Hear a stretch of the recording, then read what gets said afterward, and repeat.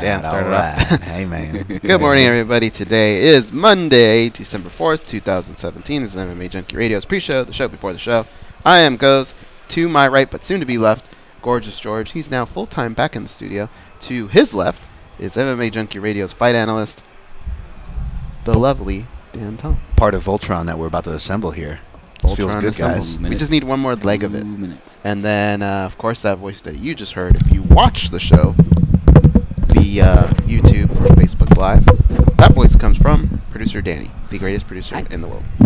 Does that make Danny the center of Voltron since he's the producer holding us together, or is it the host that would be the center? The host would be the head, maybe.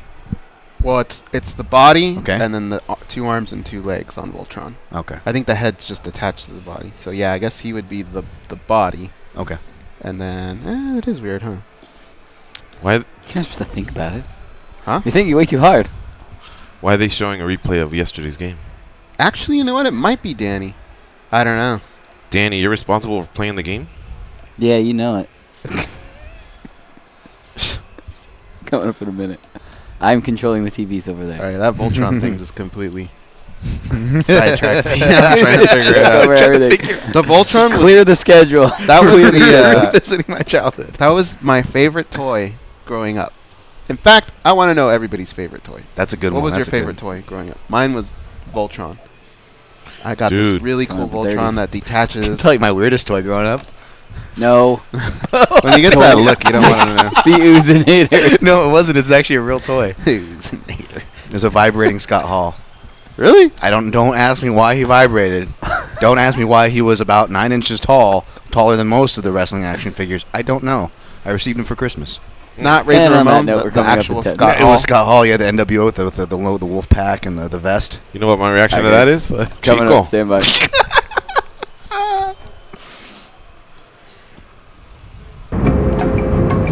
This is your captain speaking. We are making our descent into Las Vegas McCarran Airport. On behalf of our crew, we'd like to thank you for flying MMA Junkie Airlines. Now please fasten your seatbelts and put your tray tables in your upright position because the descent is going to be a little bit bumpy. Alright, Junkie Nation, it's time to roll, baby, on MMA Junkie Radio with Gorgeous George and Goes. This is what we doing while we do it, baby. All night long, we rollin'! Yeah! The MMA Junkie Radio revolution is upon us. Can you dig it? There's no escape. No escape. Through the vast frontier of cyberspace and through a sea of stars in outer space. One small step for man, one giant leap for mankind. We've solidified our combat communications stranglehold. We are controlling transmission. With the use of MMA Junkie Radio and SiriusXM satellite radio technology. MMA Junkie Radio. Commence transmission.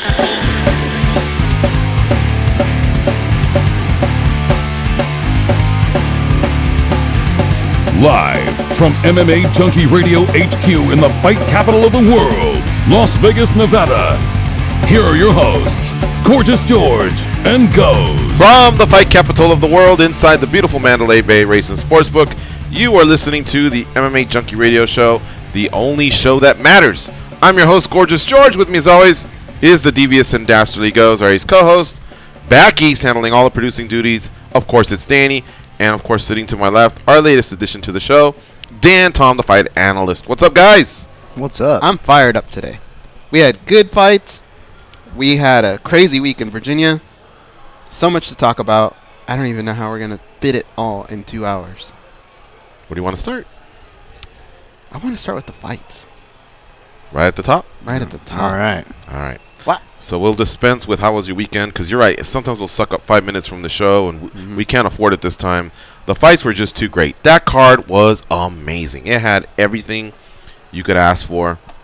The UFC gave us great fighters, great matchups, and the fighters went out there and gave us great performances, like legendary shit. You know what I mean? Are you ever gonna see a harder knockout than Ngannou over Alistair Overeem? Or are you ever going to see a guy shut down a legend like Max Holloway has done in the last 6 months over Jose Aldo? Or how about Justin Gaethje and Eddie Alvarez? I mean, he's going to be the answer to a trivia question. Who gave Justin Gaethje his first loss in what was arguably, fight of the year? I mean, hell, it may not have even been fight of the card. But anyway, here we go. I'm getting distracted. Just about to say Back that. to the top. Max Holloway defended his world title against Jose Aldo at UFC 218 this past weekend in Detroit, Michigan. Early on, Jose, he kept his word. That was the Jose of old. Leg kicks were being thrown, and he was throwing an arsenal of punches at Max Holloway with amazing speed, great technique. From once in a while, he'd get a little bit sloppy and loop, but it was the Jose Aldo that we had been accustomed to seeing. Chopping that leg down, throwing some strikes. And one thing that's always been amazing about Jose Aldo is I've always loved his defense as well. He gets his hands right back up, and so he's either deflecting or blocking. You don't really get too many clean shots at him. The only problem is he was going in against the T-2000. I've heard of, we remember the T-1000 from Terminator 2. This is the T-2000, man. This guy seems indestructible because he was eating all of those punches. I think by his account, he probably just gave away round one. He knew that at some point the tide was going to turn. And it finally did. It finally did. He got rid of Jose Aldo in round 3 of that epic title fight, and now he's starting to forge his own legacy, and he can use Jose Aldo as a building block for that greatest featherweight, greatest of all time featherweight talk, or lighter weight class talk. I know he's got his 3 losses, but he's turned a corner, man. 12 fights ago when he lost to Conor McGregor, it's a new Max Holloway. It's an amazing Max Holloway. Well, first of all, I know the nerds are going to attack you, George, so to save you, it's the TX, I believe, is the next model. Is it? After the 1000, yeah. Was there a Terminator 3 movie? Yeah. Oh, well, goes Not to that show good, you. I didn't see it. Here's what I thought. When the first time these two guys fought, I thought there was a possibility. If you look at Jose Aldo's 2 losses, what did he not do in either one of those fights? No leg kicks, right? Granted, Conor one was over pretty quickly. Yeah, but, no time for that. So I thought maybe it was strategy that put him where he was. But this fight, I think, proved it wasn't just strategy. But, like you said, Jose Aldo looked different in this one. He was more aggressive. He was just more on point. So it wasn't that he didn't show up. What it was you For this can fight? even... Yeah. Did I say that? What? That he didn't show up? No. Oh, I'm just saying what people were trying to figure out why he lost the first fight. Right. It wasn't that he didn't show up in the first fight either. Or, I mean, who knows? I don't know. But in this fight, it definitely wasn't that. It was that Max Holloway, even in between fights, was able to take himself to a new level. And he hasn't stopped doing that every fight. Amazing. I thought we saw the best Jose Aldo we could have at this point in his career. It just wasn't good enough to fight off Max Holloway. He fought to Max the is bitter getting end. better. He fought to the bitter end. I remember in round 3 before he almost got stopped, he threw this wicked uppercut, man. One of those like Mike Tyson-esque, where it looked like his arm was about to shoot out of his socket. He was throwing everything he had, and Joe Rogan made a point that, we've all noticed his cardio doesn't seem the same. In the first fight, I think he just either took Max lightly. I don't know. There was no motivation. Who knows? Because against Frankie, 1 year prior, he looked great. But in this fight, he had more of a gas tank. Yeah, he throws everything hard, and yeah, he's throwing more frequently. So I understand that at some point he was going to diminish. But I think a lot of that has to do with Max Holloway as well. He was going to the body. He was going to the head. He was mixing things up. Plus, he was stealing his soul little by little. He was letting him know without telling him, what you've done ain't going to be enough tonight. So it's a mixture of cardio just isn't the same when you're younger. You got a monster in front of you. And plus that pressure. Oh, my God, I've lost to this guy once. If I lose again, what's going to happen? And a lot of people gave Aldo round 1, by the way. So this fight was it was competitive. There were times where Aldo, I think, could go back and say, hey, I have a chance of getting this back. But, in the end, like you said, Max Holloway is just too much, man, at this point in time. And so going back to what Rogan was saying, even though Jose threw a lot of strikes and he threw them with bad intentions, because I think he knew he was tiring early, he also knew that the only way he was going to win that fight, I think, was to KO Max Holloway. I don't think he thought after round 1 and the early part of round 2, when you can tell he was getting tired again, that he was going to make it to rounds 4 and 5. So I think that's why he just kept throwing hard, and some of those almost landed. Dan, Tom, what'd you think? Man, I mean, it's hard for me to change my opinion going into the fight because, you know, my opinion going into the first one, we kind of saw how it played out. And we saw it play out again, so I guess my question therein lies, is this a bad matchup for Jose Aldo? I mean, I know that there's not a lot, you know, when you lose to the sitting champion, there's a lot of talk of where does he go from here, but just forget all that for a second. Let's just talk about the physicality that you know, Rogan was kind of hearkening on as far as cardio or just physicality in general. Is this a bad matchup? Is this his kryptonite, you know, Max Holloway? Or if we put Jose Aldo in against another top 10 guy, we're just going to see a different Jose Aldo at this point? Good question. I'll tell you what. One would think that because he's more known as a striker. I know he's got this black belt that Kenny Florian talked about, and it's elite, and frankly at times it has looked that way, but I'm not so sure that he could really go out there and just win submission tournaments. Regardless, he's an amazing striker. He's got speed, he's got power, he's got precision, he's got great technical defense, and he throws hands, he throws kicks, he throws wild knees, everything. But there may be something to give me the wrestler, because I got athleticism and quickness, and these guys are not going to get me down. And then I'm going to actually, when it comes down to it, I'm going to be so far ahead because my striking is better than the wrestler, because whatever they've been able to accumulate over the years, that I got this. Think about how great of a boxer Frankie Edgar became. Yeah. He didn't really become a great kickboxer. It's not like he's throwing these wild kicks, but he became a great boxer, and that's why he's got a handle on him.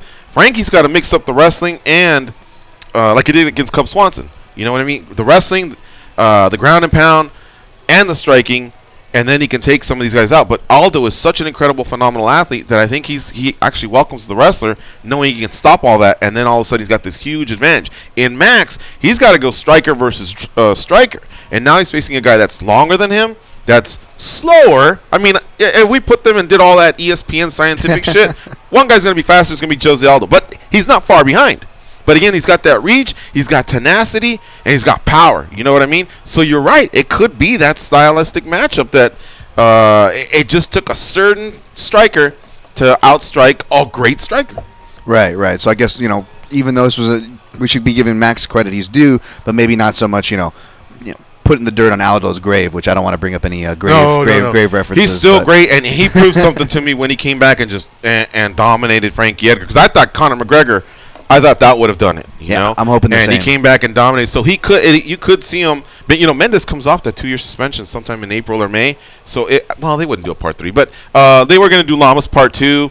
You know, and any of the other grapplers that are, you know, Bermudez or anybody else he gets matched up with, he could probably have some success still and still cash some big checks.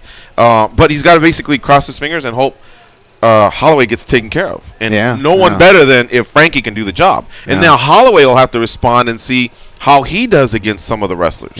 You know what I mean? Because if Frankie takes him off his ass, okay, now you got to see what kind of work he's got off his back, because, you know, Frankie is relentless. So that division is super exciting, but Aldo's got to just sit back and wait his turn. He's not going to get a third one against Holloway. No one's clamoring for it. That was a great fight. Way better than fight number 2. Yeah. But at the same time, he's just in that tough spot. I want to see Holloway's defense improve because, okay, we'll look at Justin Gaethje and Eddie Alvarez. How much success did Justin Gaethje have just going out there and throwing and landing and hoping you land harder than the other guy, but taking shots eventually? I mean, you're not Superman. There's going to be a shot that's going to put you out, as we saw with Justin Gaethje. I feel like Max Holloway, you can only take so many of those as well. Yeah, hands down. Yeah. Nick Diaz style. Come on, what's up? I should say Diaz brother style, because Nate does the same thing. But, yeah, there are times where I'm like, oh, man, Aldo's coming to play. Max, you sure you want to do that? You know, that chin's out there. You know, he's a competent striker, but still, that's a world title that you need to protect with everything you have. You know what I mean? And but wow, I mean, he actually played the game. And again, not only did he beat him physically, he beat him mentally. Yes. You know what I mean? Yeah. And also a little bit psychologically, because if I'm throwing the best I got at you and you're just eating and smiling back, you know, I'm going to start to wither. I'm going to say, oh, my God, this isn't going to be my night. Doubt starts to creep. 100%. And to what Goes was saying, yeah, Max had a little more kind of facial things going on, like a George St. Pierre, after Carlos Condit fight kind of a thing. But that was because I think he was much more aggressive. He turned it on much more earlier in this fight. But what Goes said makes a good point, especially with Max. He's a guy that's getting bigger. He even talks about himself going to 55, going to 70. Now, when you go against those bigger guys further in your career, taking X amount of shots, then yeah, you really got to start thinking about things like that. But I think the takeaway I think we can all agree on as we work down the card is there's just so much from Max Holloway on down. There's so many guys we can get behind after a card like this, right? There's so many stories that came out, right? Yeah. Progressing, yeah. In fact, we'll put that to the side. It's not. We're not putting it to bed yet because that's an amazing decision, and we can talk about what's next for each guy. But I don't want to run out of time. So Francis Ngannou versus Alistair Overeem. A matchup was set. I mean, Ngannou's next for Stipe Miocic. He fucked him up, man. He clipped him hard, and then that follow-up. Wow. I mean, that was 2 hard shots on a guy that's got at least a dozen KOs on his resume as a kickboxer and as a boxer. He puts out the statement, by the way, Alistair Overeem, I'm okay, I'm healthy. Oh, man. I'm nowhere close. I don't think I've taken anything other than a biology class. So I'm nowhere close to being a doctor. But that can't be in any way true. I mean, that was savage. You know what I mean? His lights got turned out. And I'm glad that obviously he woke up and he can write a statement like that and put his fans to ease. But Alistair, please, man, if you're going to keep fighting, take a year off.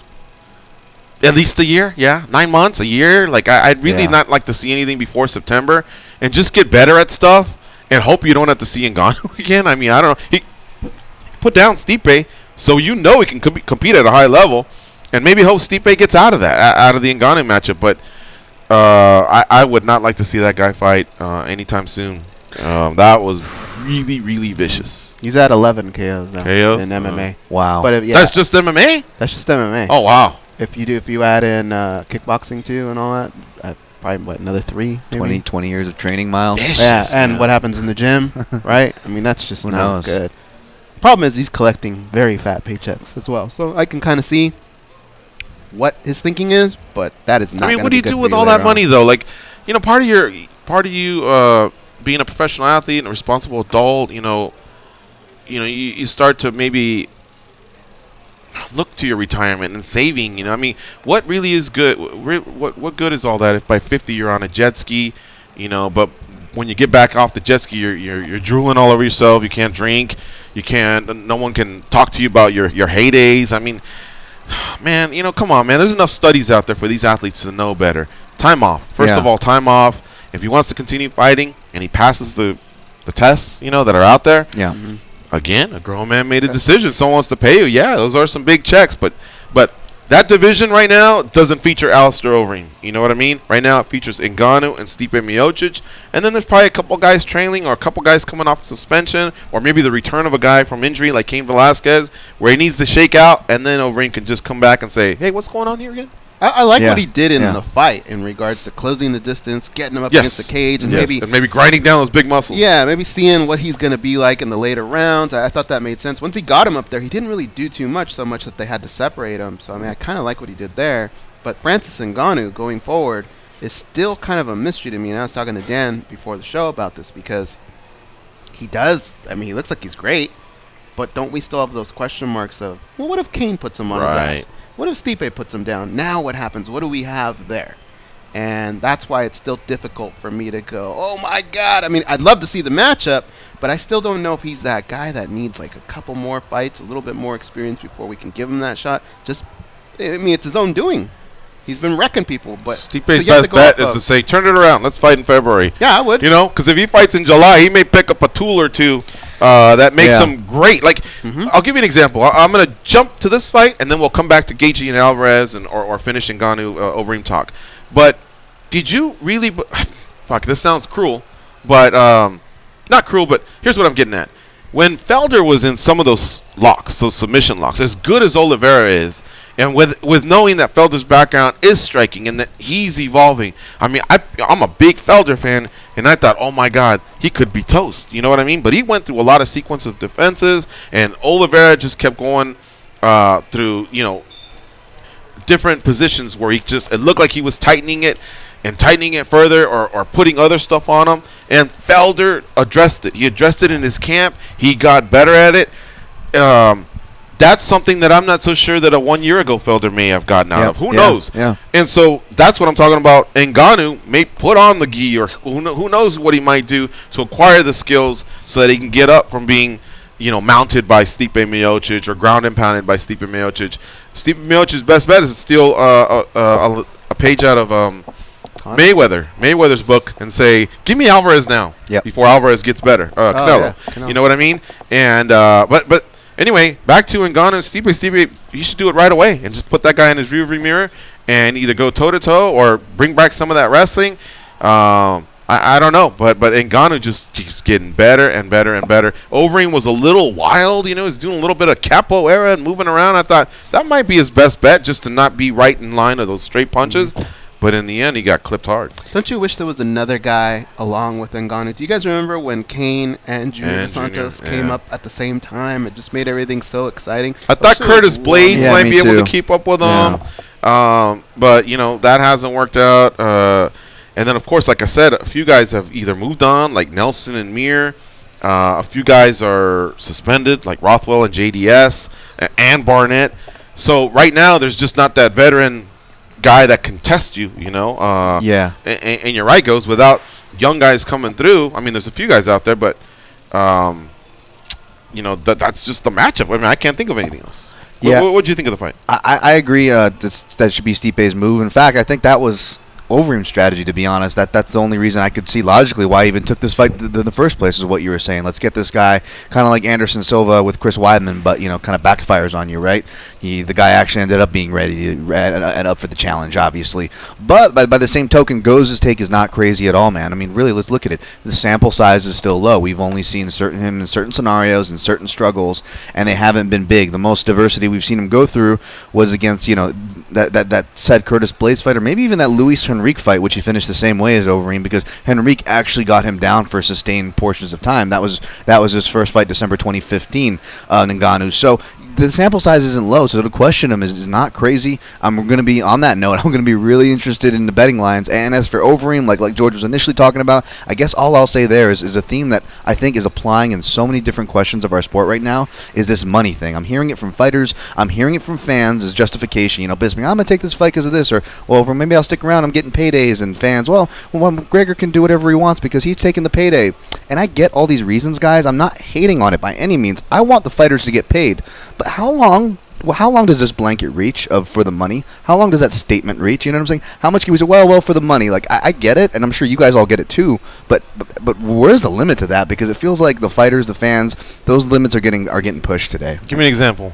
Well, Overeem, if he wants to, you've got mental, health, long career. What left does he have to prove? Right. He's getting knocked out, the damage trend. Bisping, the recent Shanghai, was that really worth the money? I understand you need to make your bang out of your buck. And then, the Conor one, which I don't want to get too sidetracked because I want to focus on the stars who are fighting and who deserve our attention from this weekend. But Conor did tweet on Sunday, and I made a tweet about it too, but he did tweet taking a shot at Max, and he just kind of created the arguments of, well, he can tweet whatever he wants, he's made the money and this and that, or the staunch McGregor defenders. And I'm like, I get, okay, a matchmaking, I'm not happy with what he's done to the divisions, but I get he's got opportunities that not many of others gotten to fight Floyd and this and that. I'm not hating on that for a second, people, but when it comes to the you're gonna stay outside but still tweet inside and take up the news lines, and I'm gonna have an opinion on it. And what I gathered from the staunch defenders online were that most people are on the side about it. They want to focus on the fighters from this weekend, guys, right? But the defenders and saying McGregor is the real featherweight champ, not Holloway, kind of rounding it back to the Holloway Aldo talk. A lot of the crux of their arguments was money. That's what it came down to. And I felt, for me, that's a weak argument. I get it. Like I get that, but at a certain point, whether it's the health of Overeem or whether it's opportunities in the division, that it only goes so far. Let's focus on the fighters who deserve it. And I guess, sorry, I got a little tangent there. All right. Well, so Bisping, I think, was ego. Yes. Okay. He obviously was going to get paid handsomely from the GSP fight. Right. And so I think it was a little bit ego. He's already saved the company. We already know he's the company man. Right. So it's not like anyone ever said, this is your chance to prove to the company that you're a good guy. Right. Go to Shanghai. No, I think it was ego, man. He lost that belt, you know, and that shiny thing sat, you know, on the Fox desk from time to time, or on Tough Talk. You know, he's got the podcast. I mean, he misses being the champion just like any other fighter out there. Right. That's why I wanted to bring Tyron Woodley on, just so he could talk about what that means. And then, of course, we covered other subjects. But as far as McGregor, I have a theory. You know, so much bad publicity as of late. On fight night, he's the man. You know, we kind of forget about that. Right. Mobster talk or outside. However you want. Outside playtime. Okay, cocaine talk. You know, whatever. All that other stuff. You know, you get rid of it, and because he knows he's got a legion of followers that are watching the same game as him. Yes. All this alleged, of course. But what I mean is, it's just his chance to, I guess, put positive news out there, kind of like taking a page out of what Trump does. You know, these guys didn't stand up for the national anthem, but in the meantime, there's a bunch of other shit going on, a bunch of other investigations going on, and so, like people have noted, he takes the attention off what's going on over here by picking a fight somewhere else. So I think that was just probably his way of saying, hey, everyone, remember me? I'm kind of great in this sport. Let's stop talking about this other stuff. Holloway answers back. You know what I mean? But so I think there's different reasons. But as far as Overeem, do you remember when we were here, I think it was a week ago, and I said, I really hope the UFC is dedicating the first 2 hours, I think it had to do with the Bisping fight, to, hey, should we maybe step in here and protect the athletes from themselves? Yeah. That ain't happening because I think it was that day or the next day I went to the UFC offices, and Dana had that long scrum, and a few of us had asked him about that, and he said, hey, look, he said he passed the test and he was good to go. So it led me to believe that there's nothing they can do. Hey, we're promoters. These guys are grown men. They want to fight, and if they can and the doctor clears them, then hey, we're going to put them in there. So I don't think they're going to do that and worry too much about Overeem. It's a little sad. I wish they had a little bit more of that sensitivity card, because I think there's already a playbook out there from the NFL and from boxing. And just to be clear real quick, I'm not an idealist here. Like, I get these decisions. I'm not confounded saying this should be perfect and in a green world. Like, I get it. All I'm saying is that I think we need to acknowledge it, whether you're on a certain side or agree with it or not. Acknowledging these things, the awareness, bringing them into the conversation, I think that's important. And I think that's all it is here. And as for McGregor, again, not a hater. I would love, that is positive news. I would love to see him come back, defend 145, defend 155. I'm a fan of watching the guys fight. He doesn't hold 145. Yeah, technically. But you know what I mean? Coming back to fight Max or something like that. You know what I'm saying? Based off the tweet. Like, believe me, like, that's why I'm so upset, because I'm a fan of watching the guy fight. I love watching the guy fight. And I guess that is what's kind of upsetting as far as that goes. But yeah, make no mistake, I'm not an idealist here, just trying to bring that into the conversation. Can I sidetrack just for a little bit? Sure. Yeah. One thing that I thought about during the main event, especially right after Holloway and Ngannou, was that I was thinking, I wonder where these guys are at.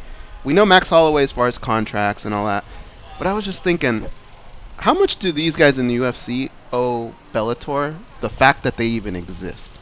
Because if they didn't exist, that whole argument for more money wouldn't really be out there, right? Because that's when the UFC comes back and just goes, all right, go have fun wherever else you're going to end up, because you're not even going to get paid half of that. Bellator gives them that avenue where possibly they've opened up the books. You never know. They could give that much money and give them that other option. I think about a guy like Holloway. I think about Ngannou, Cody Garbrandt, TJ Dillashaw, all these up-and-comers, right? Tony Ferguson. The reason they're able to leverage these type of contracts is because there is that option out there. Yeah. I'm not saying that Bellator could afford all of them, but they could afford a few and probably pay them pretty handsomely, especially if they're thinking, I got 3 or 4 more fights in me and then I'm ghost or something. And I started thinking about how important Bellator is in this whole equation. And not just Bellator. Now you look at even Conor McGregor, how important is the fact that boxing showed up? Yeah, and he has the option of even doing that if he wanted to. How crazy is that? That's a quiet X factor that's kind of relevant to this weekend's card, right? UFC Fresno with Cub, I believe Cub Swanson, isn't he on his last deal? He's had some repeat visits to the negotiating table, if you will, and that's a really relevant factor there. Robert Whittaker, these guys where maybe the UFC would say, well, let's let this fight play out and then we'll deal with contracts. Now they have players out there that could possibly pay these guys some of that money. And they have no problem letting go of top. We used to think, well, he's outside the top 20 or top 15. Right. Top 5 guys are getting let go. Yeah, polarizing guys are being let go. Conservative guys, boring decision guys. I mean, a little bit of everything has been let go. Again, proving the UFC that it's those 3 big letters that are super important. the UFC, that can also take you to new heights. And so that's why sometimes you just got to take, if that's what you want, popularity, fame, the ability to make massive paydays, that's you. If you want something a little bit more steady, a little bit more like on the front, hey, how'd you like 150 to show? And then that's it, versus fighting for 75 and 75. And a little bit Bill more Davis, respect. We'll pick you in a Ryan sedan Bader. instead of a white van, and things like that. And maybe you're a little bit more of the big dog in the prison yard versus just being one amongst many in the prison yard. Well, you just said it. I mean, these are issues that our top 5 guys are struggling for. Cub Swanson's a top 5 guy. He's been a top 5 guy for his last 3 fights. These are the issues they struggle for. And let's look at top 15 guys, how they're getting treated in other organizations. They're getting title shots. They're getting paid. They're getting promoted. You know what I'm saying? They're getting tournaments now, right? Yeah. Look at Ryan Bader. He's in a heavyweight tournament. Yeah. Yeah. Now, see, like a guy like Frank Mir, because he's reached the heights of the UFC, for him, it just might be about getting paid, Yeah. I think for others that are trying to still get there and get that belt, it might be a different type of a decision. But every case is different. But I know the UFC is not scared to go into negotiations. Yeah. With pretty much anybody. I think right now they would not want to lose Francis Ngannou. I think right now they would not want to lose, Conor or Ronda is obvious. Right. Right. Hell, even GSP they might protect a little bit. I mean, 1 million pay-per-views. You know what I mean? That's crazy. And there's a few other the gangsters out there that they kind of keep an eye on. Are they young? Do they create great traffic? Do they sell? And those are the ones that they're going to try really hard to protect. Quick question while you're bringing that up. Now, what we're talking about Overeem. Let's say, Overeem maybe he feels like he can get more fights at a Bellator now. You feel that. I don't know where he's at in his contracts, but that's the first name that popped up when you're talking about that scenario right there. His paychecks in the heavyweight division have to true, be like too. top 3 at least, right? Top 4. He gets a lot Yeah, of money, dude. I think it's $850 to show or Something 8 like to that, show. yeah. He got like 9 times over the Ngannou's contract, right? They said like 900K compared to like 90K on paper. Does New York release? Or sorry, Detroit? Well, we don't know. They haven't been there in years. But it'll be interesting to see if they do release salaries, Yeah. what those are. I gotta believe he makes more than Ngannou. But just an example of the UFC and how they are going to treat Ngannou going forward. Did you notice he didn't get a bonus, but they were quick to say, or I think he was quick to say, well, they told me already that, something's coming my way. I mean, he deserves it. That was as vicious as it gets, for KO. But because they had so many great fight of the nights, they just, they're going to find a way to take care of him. But it's been weird how they do that. I've known for a fact that Yair Rodriguez, Francis Ngannou, is it Cynthia Calvillo? That's somebody else, man. Just that they really, really have their eye on. Now, I heard that prior to Rodriguez's loss to Edgar. So it's only his first loss. He could possibly bounce back from that for sure.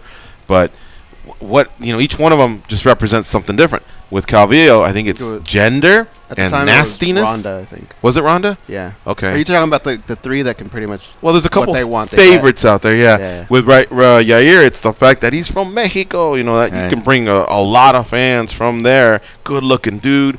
And then with Ngannou, it's just a coveted heavyweight. Boxing's got their guy with Joshua. MMA, they could possibly have their guy. And Stipe's just. I love the guy. I mean, he's gonna go down as an all-time great heavyweight, honestly. But he's just not appealing to many because he doesn't make himself appealing. He just wants to come home and be with his wife or and his dog, and he loves the boys over at the firehouse, and that's it. He doesn't. I don't think he wants to be, the next Muhammad Ali. We gotta take a break. You're listening to MMA Junkie Radio on Sirius XM Rush 93. When we come back, we'll keep discussing UFC 218, which took place this weekend. I'll give some results from some of the other fights that also took place, including the tough finale. We have a new world champion, for crying out loud, and we've yet to even touch on that. That's how great UFC 218 was. But congratulations to Nico Montana, who defeated Roxanne Modafferi at TUF 26 finale on Friday. All right, folks, stay close. We'll be right back after these messages.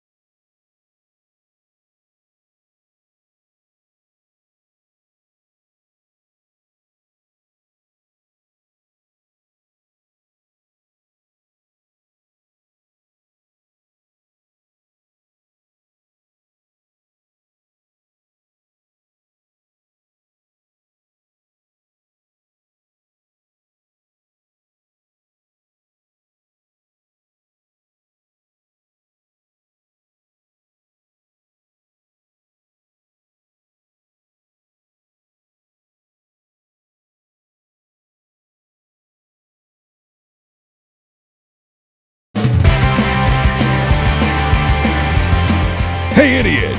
Yeah, you. Can you please tap that rather large fellow on the shoulder and tell him it's time for more MMA Junkie Radio with Gorgeous George and Goes? Thank you. Help SiriusXM in the fight to end hunger. Support Why Hunger's annual Hungerthon by visiting SiriusXM.com/Hungerthon to bid on items like the opportunity to spend a day at an NFL training camp with SiriusXM NFL Radio. You can also make a donation and receive a free gift like a Bruce Springsteen Land of Hope Dreams t-shirt and more. All right, folks, we're going to continue here talking about UFC 218. We do have a couple interviews coming in the second hour. Maybe even a surprise guest, but can't jinx it, so we'll leave it alone for now. You are more than welcome to call in as well. As always, 866-522-2846. All right, Justin Gaethje versus Eddie Alvarez. What'd you think of that fight? I thought it was a great fight. The only problem was it a 10 or a 9.5 out of 10? No, it was. There's really nothing to really pick at, right? No, but the problem was the Oliveira Felder fight was really good too, and the Medeiros fight was incredible. Yeah. So I would say it was the second best fight of the night, but it was great. I mean, but the problem with Justin Gaethje is like you knew eventually he was going to catch up, and in watching Eddie Alvarez, I didn't think Eddie was going to be the guy. Fuck, my hat is off to that dude, man. It even goes back to either looking back, how great was Conor McGregor that night? Because didn't we all go, well, we think Eddie's chin's not there, but how many shots did he take from Justin Gaethje and just kept walking? So I don't know what the hell happened that night, but Eddie Alvarez looked phenomenal. I mean, he just looked great. The way he was moving, the way he was picking his strikes. He was getting hurt by them leg kicks, but he just able to piece it together, and it was that was a great fight all together. Because even till the very end, you just felt like Justin could land that big punch, and I like that when two guys are going out at each other. But at the very end, you still feel like either one of them could still finish the fight, and that's what it felt like. It was just a great fight. However, when the fight ends, you do have a little bit of remorse because you go, wow, even in a win, I don't think either guy is going to be the same after that fight. Yeah.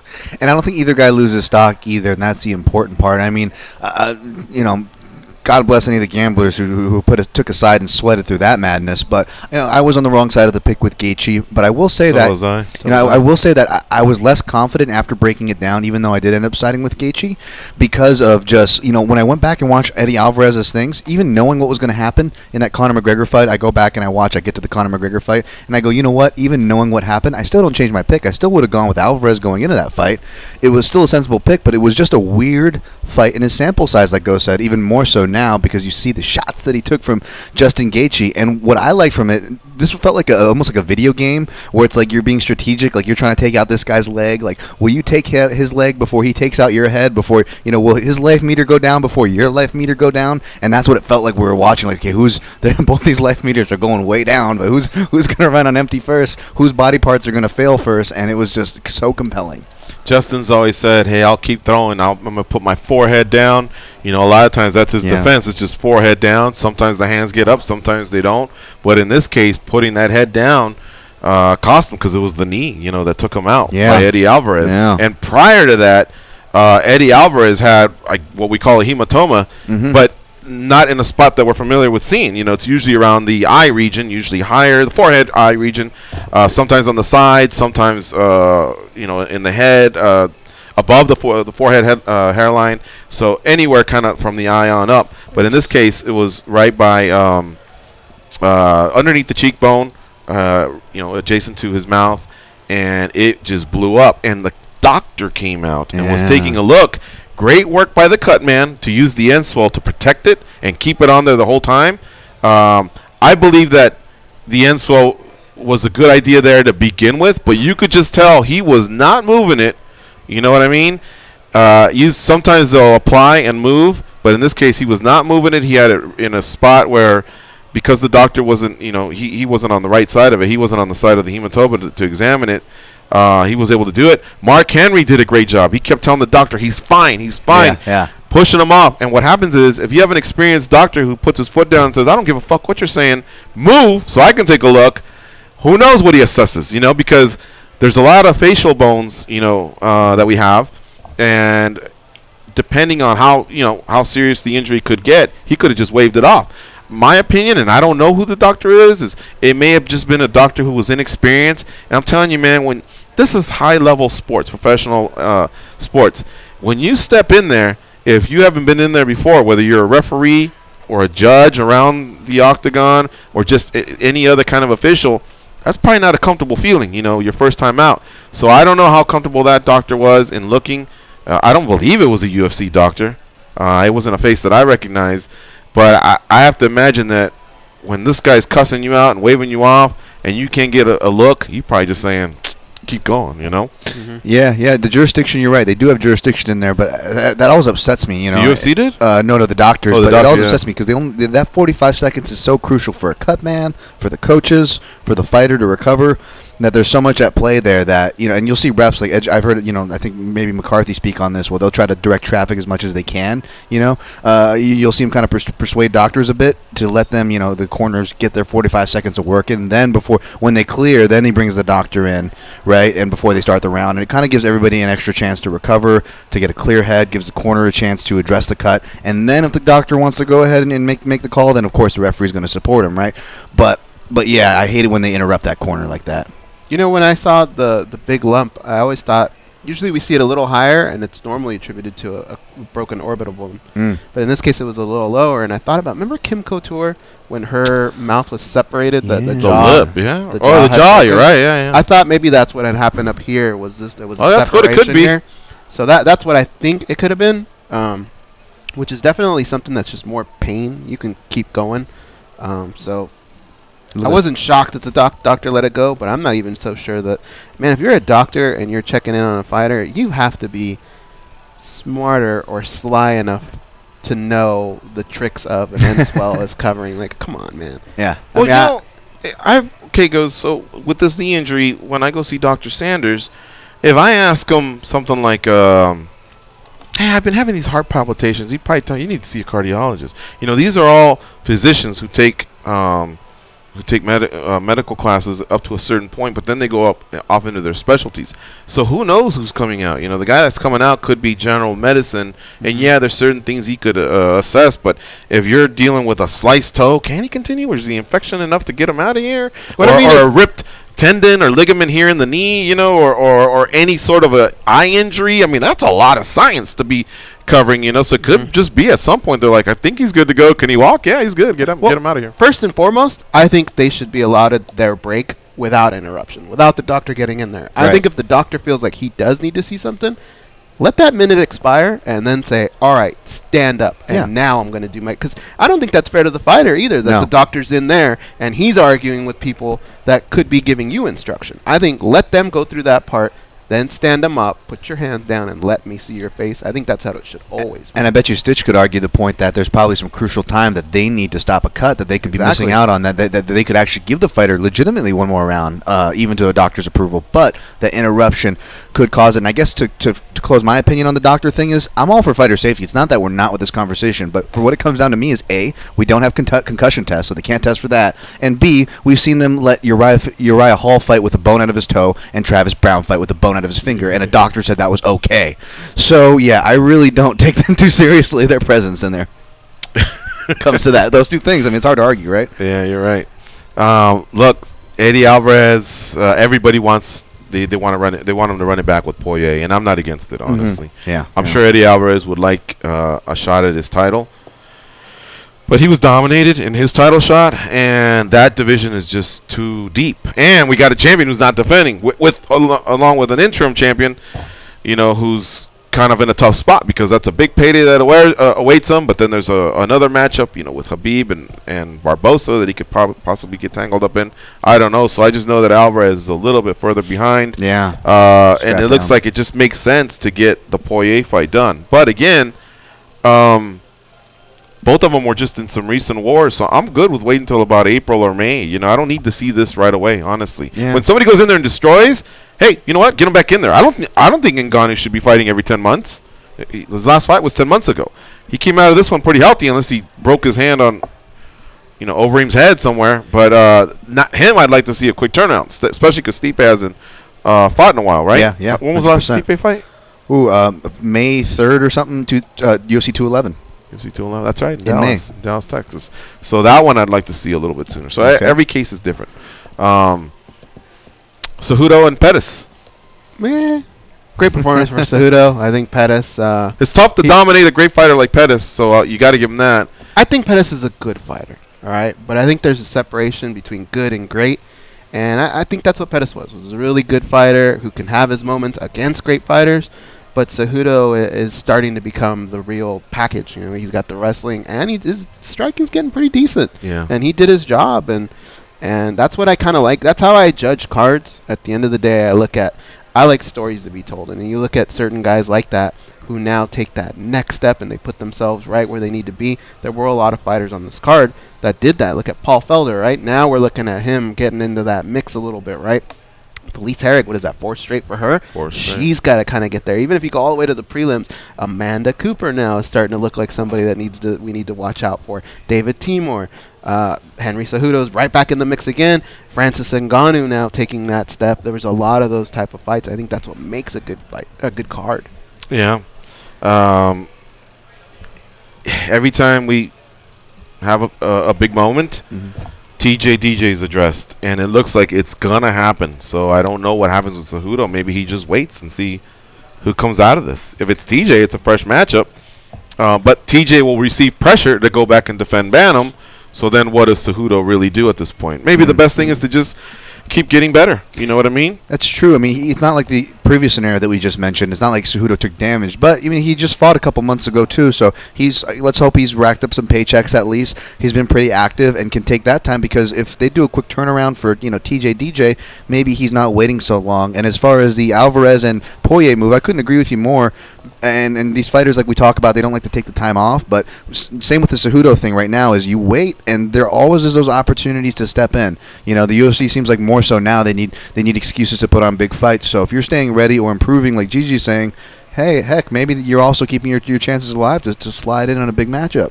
The Cejudo predicament reminds me a lot of what Ngannou's possibly going through right now, because Cejudo, when he fought Demetrius, I think was at that point where we all said, this is a great matchup, this is going to be good. But man, if he just had a couple more fights, I think he'd be even in a better spot. And I think Cejudo was kind of in that spot, and then he faced Demetrius and didn't. We all kind of saw that there were a few holes that Cejudo needed to address, and Cejudo went back and addressed them, I believe. So I think it'd be a completely different fight now. The only problem he's going to have is because he fought Benavidez and lost to him about a year ago. With Benavidez out, when Benavidez gets healthy again, I wonder if Benavidez can play that card. Now, granted, Benavidez has had 2 cracks at the champ, where Cejudo's only had 1, so it could be that Cejudo gets that luxury. You know what I mean? And that sounds like a matchup that they would book right under a TJ DJ fight in case any of the weight mishaps happen. They can just scoot one guy up there, contender. Right. We got to catch up with Joe B, Juan Kenobi, and see where he's at and what he's going to do. He's pretty much eliminated everyone else along the way of trying to get a third shot, but he just can't seem to get the third shot. And then if TJ wins, I know him and TJ are still pretty good friends, despite, that little team alpha male split. So who knows what that would do. Confusing times. All right, let's take a break. You're listening to MMA Junkie Radio on Sirius XM Rush 93. When we come back, we will address TOF 26 finale. Nico Montana defeated Roxanne Modafferi. So we got to touch on that because we have a new world champion to add in the Ultimate Fighting Championship. And then we'll go back and touch on spot fights here and there at UFC 218. We also have Dewey Cooper coming up, who was in the corner of Francis Ngannou. So we got to start our juggling act, but we're good at it. You're listening to MMA Junkie Radio on Sirius XM Rush 93. Stay close.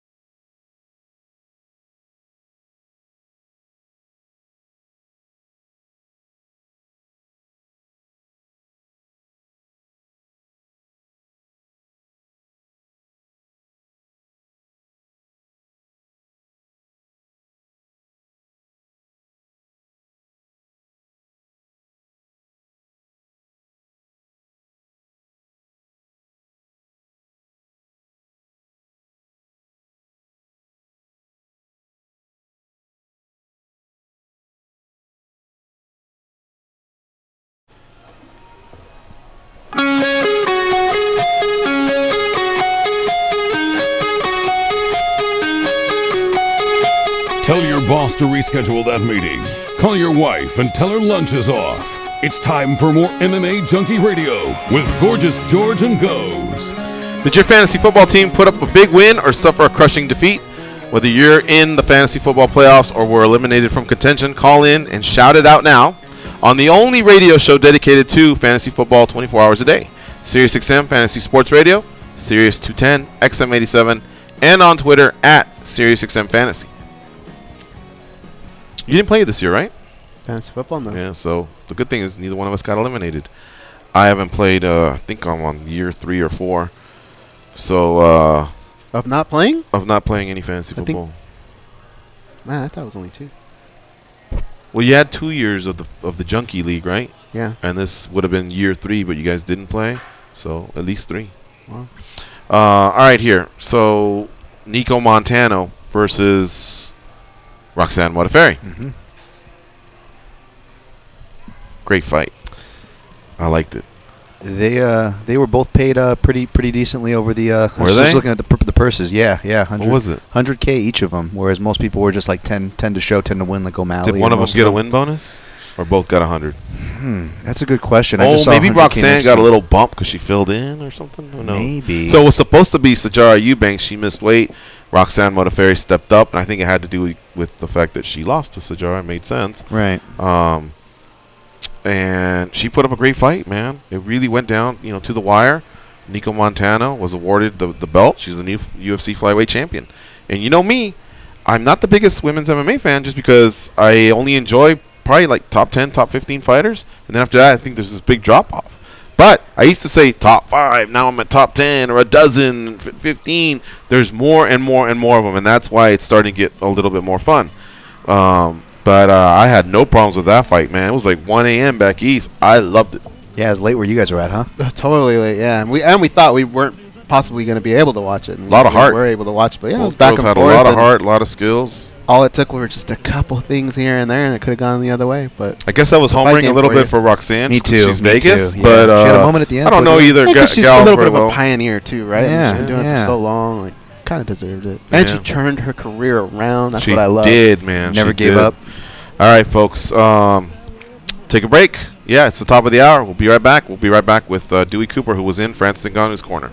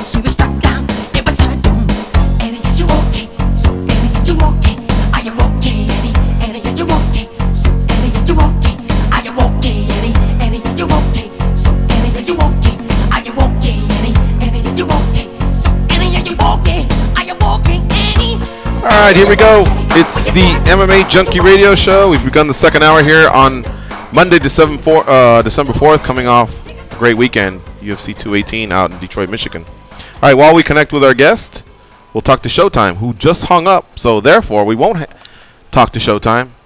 Sorry, Showtime. It would have been Yo Time. Now you got no time. Yep. We did that one in the commercial, so we had to kind of throw it out there. Danny, update us on our guest. Our guest is here and ready to go. All right. Dewey Cooper was in the corner of Francis Ngannou this past weekend at UFC 218, where we saw one of the most devastating KOs of all time. Ngannou, more than likely, 99.9% sure, got his a title shot versus Stipe Miocic. Has been confirmed by Dana White. So I think there's maybe some negotiations that still have to happen with Miocic. But otherwise, we got ourselves a matchup, a great one in 2018. Dewey Cooper, how you doing, sir? I'm good. How are you guys, man? I'm great. Good. Welcome back to MMA Junkie Radio. You're on with George, Goes, and Dan. Hey, it doesn't get any better than Saturday night, right? Quick work, devastation. I mean, I saw your reaction. What was that like to see something so violent? Man, it was easy work. Coach Lopez and I and Jerome LeBanner and Francis Ngannou, we all knew it was going to be like that. Francis trained very hard. He trained for months. Since the Dos Santos fight got canceled, he stayed in the gym working hard. He had terrific sparring, and we all expected the outcome that the whole world's seen. Somebody asked me right before the fight, hey, give me a brief rundown. And I mentioned Overeem's credentials, that he had won a World K1 Max Championship out in Tokyo, Japan, between the best, kickboxers for that year. So I said, hey, standing up. It wasn't Max. Remember, Max was the welterweight guys. It was the K1, Grand Prix. Yeah, excuse me. Not K1 Max. Yeah, you're right. The Grand Prix out there, so I said, hey, this guy has, he's proven himself in both sports, because I noted that Ngannou's, main strength was obviously the devastating power that he has. And first of all, Overeem came out and he was a little bit wild. It looked like he was trying to do a capoeira dance. Maybe that's what he needed to do, to not exactly be, right in the sight line of Ngannou's punches. He also pressed him up against the corner, and I don't know if that was just in an effort to, maybe drain his gas tank. Who knows? But he was pretty wild out there. It just didn't seem to matter. It seemed like Ngannou knew that when he goes in there, it's just a matter of time, right? Nobody stands a chance. Absolutely. First of all, we knew that Overeem was going to try to get to the clinch and go for a takedown, because Overeem actually has good submissions. So Francis prepared for that very well. He's very difficult to take down. And we knew Overeem would not stand right in front of him or even come forward like that. We expected him to move side to side and be awkward with his movements. And he did exactly what was expected. He did exactly what Coach Lopez and I knew he would do. He did exactly what Francis knew he was going to do, and that's why the fight ended so abruptly and so quickly. So right away, that inexperienced casual fan turned to me and said, "Hey, could this guy go to kickboxing and win?" What's your answer to that, Dewey Cooper? Is Francis Ngannou so skilled that he could maybe even go to other sports and have success just because he is such an athletic phenom and has that kind of power?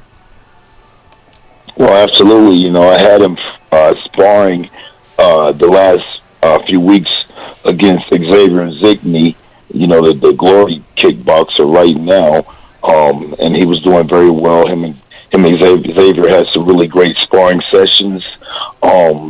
He has real power, guys. Remember, I trained pro boxers as well. I know a heavyweight pro boxer's punch, and Francis hits as hard as any heavyweight in the world. So any guy who has power, who isn't lazy, and who has athletic ability could definitely make the cross in different sport disciplines and do well. So absolutely, he could do well in straight boxing right now. How much fun is it to go in the gym and just keep polishing up that diamond? You guys keep refining his technique, and I mean, the sky's the limit for this guy. Man, Francis, he's a joy to work with because he's cool. He just does his thing. He works hard, and he's very strong. And by the way, he's very intelligent, guys. This isn't some jock type, guy. He's really smart. He really studies. He's really intelligent, and he really believes in himself and what he's going to accomplish. And everything is coming into fruition right now. I'm going to turn it over to my co-host in just a second, but one more question before we get back to MMA talk. How do you think he would fare in boxing, by the way? He has punching power. Anyone that has that equalizer will fare well. If he spends more time and takes it seriously and trains hard, he could be a champion in boxing also. Everyone was so enthralled about the Conor McGregor-Floyd Mayweather fight. I'd like to see Francis Ngannou about a year from now fight whoever the heavyweight champion is, whether it be Deontay Wilder or Anthony Joshua. That would be a real fight where an MMA fighter could actually go in there and upset a current boxing champion. There you go. I thought you would say that, man. I'm telling you, that's something else, that power that he packs. All right, Goes, what do you have for Dewey Cooper?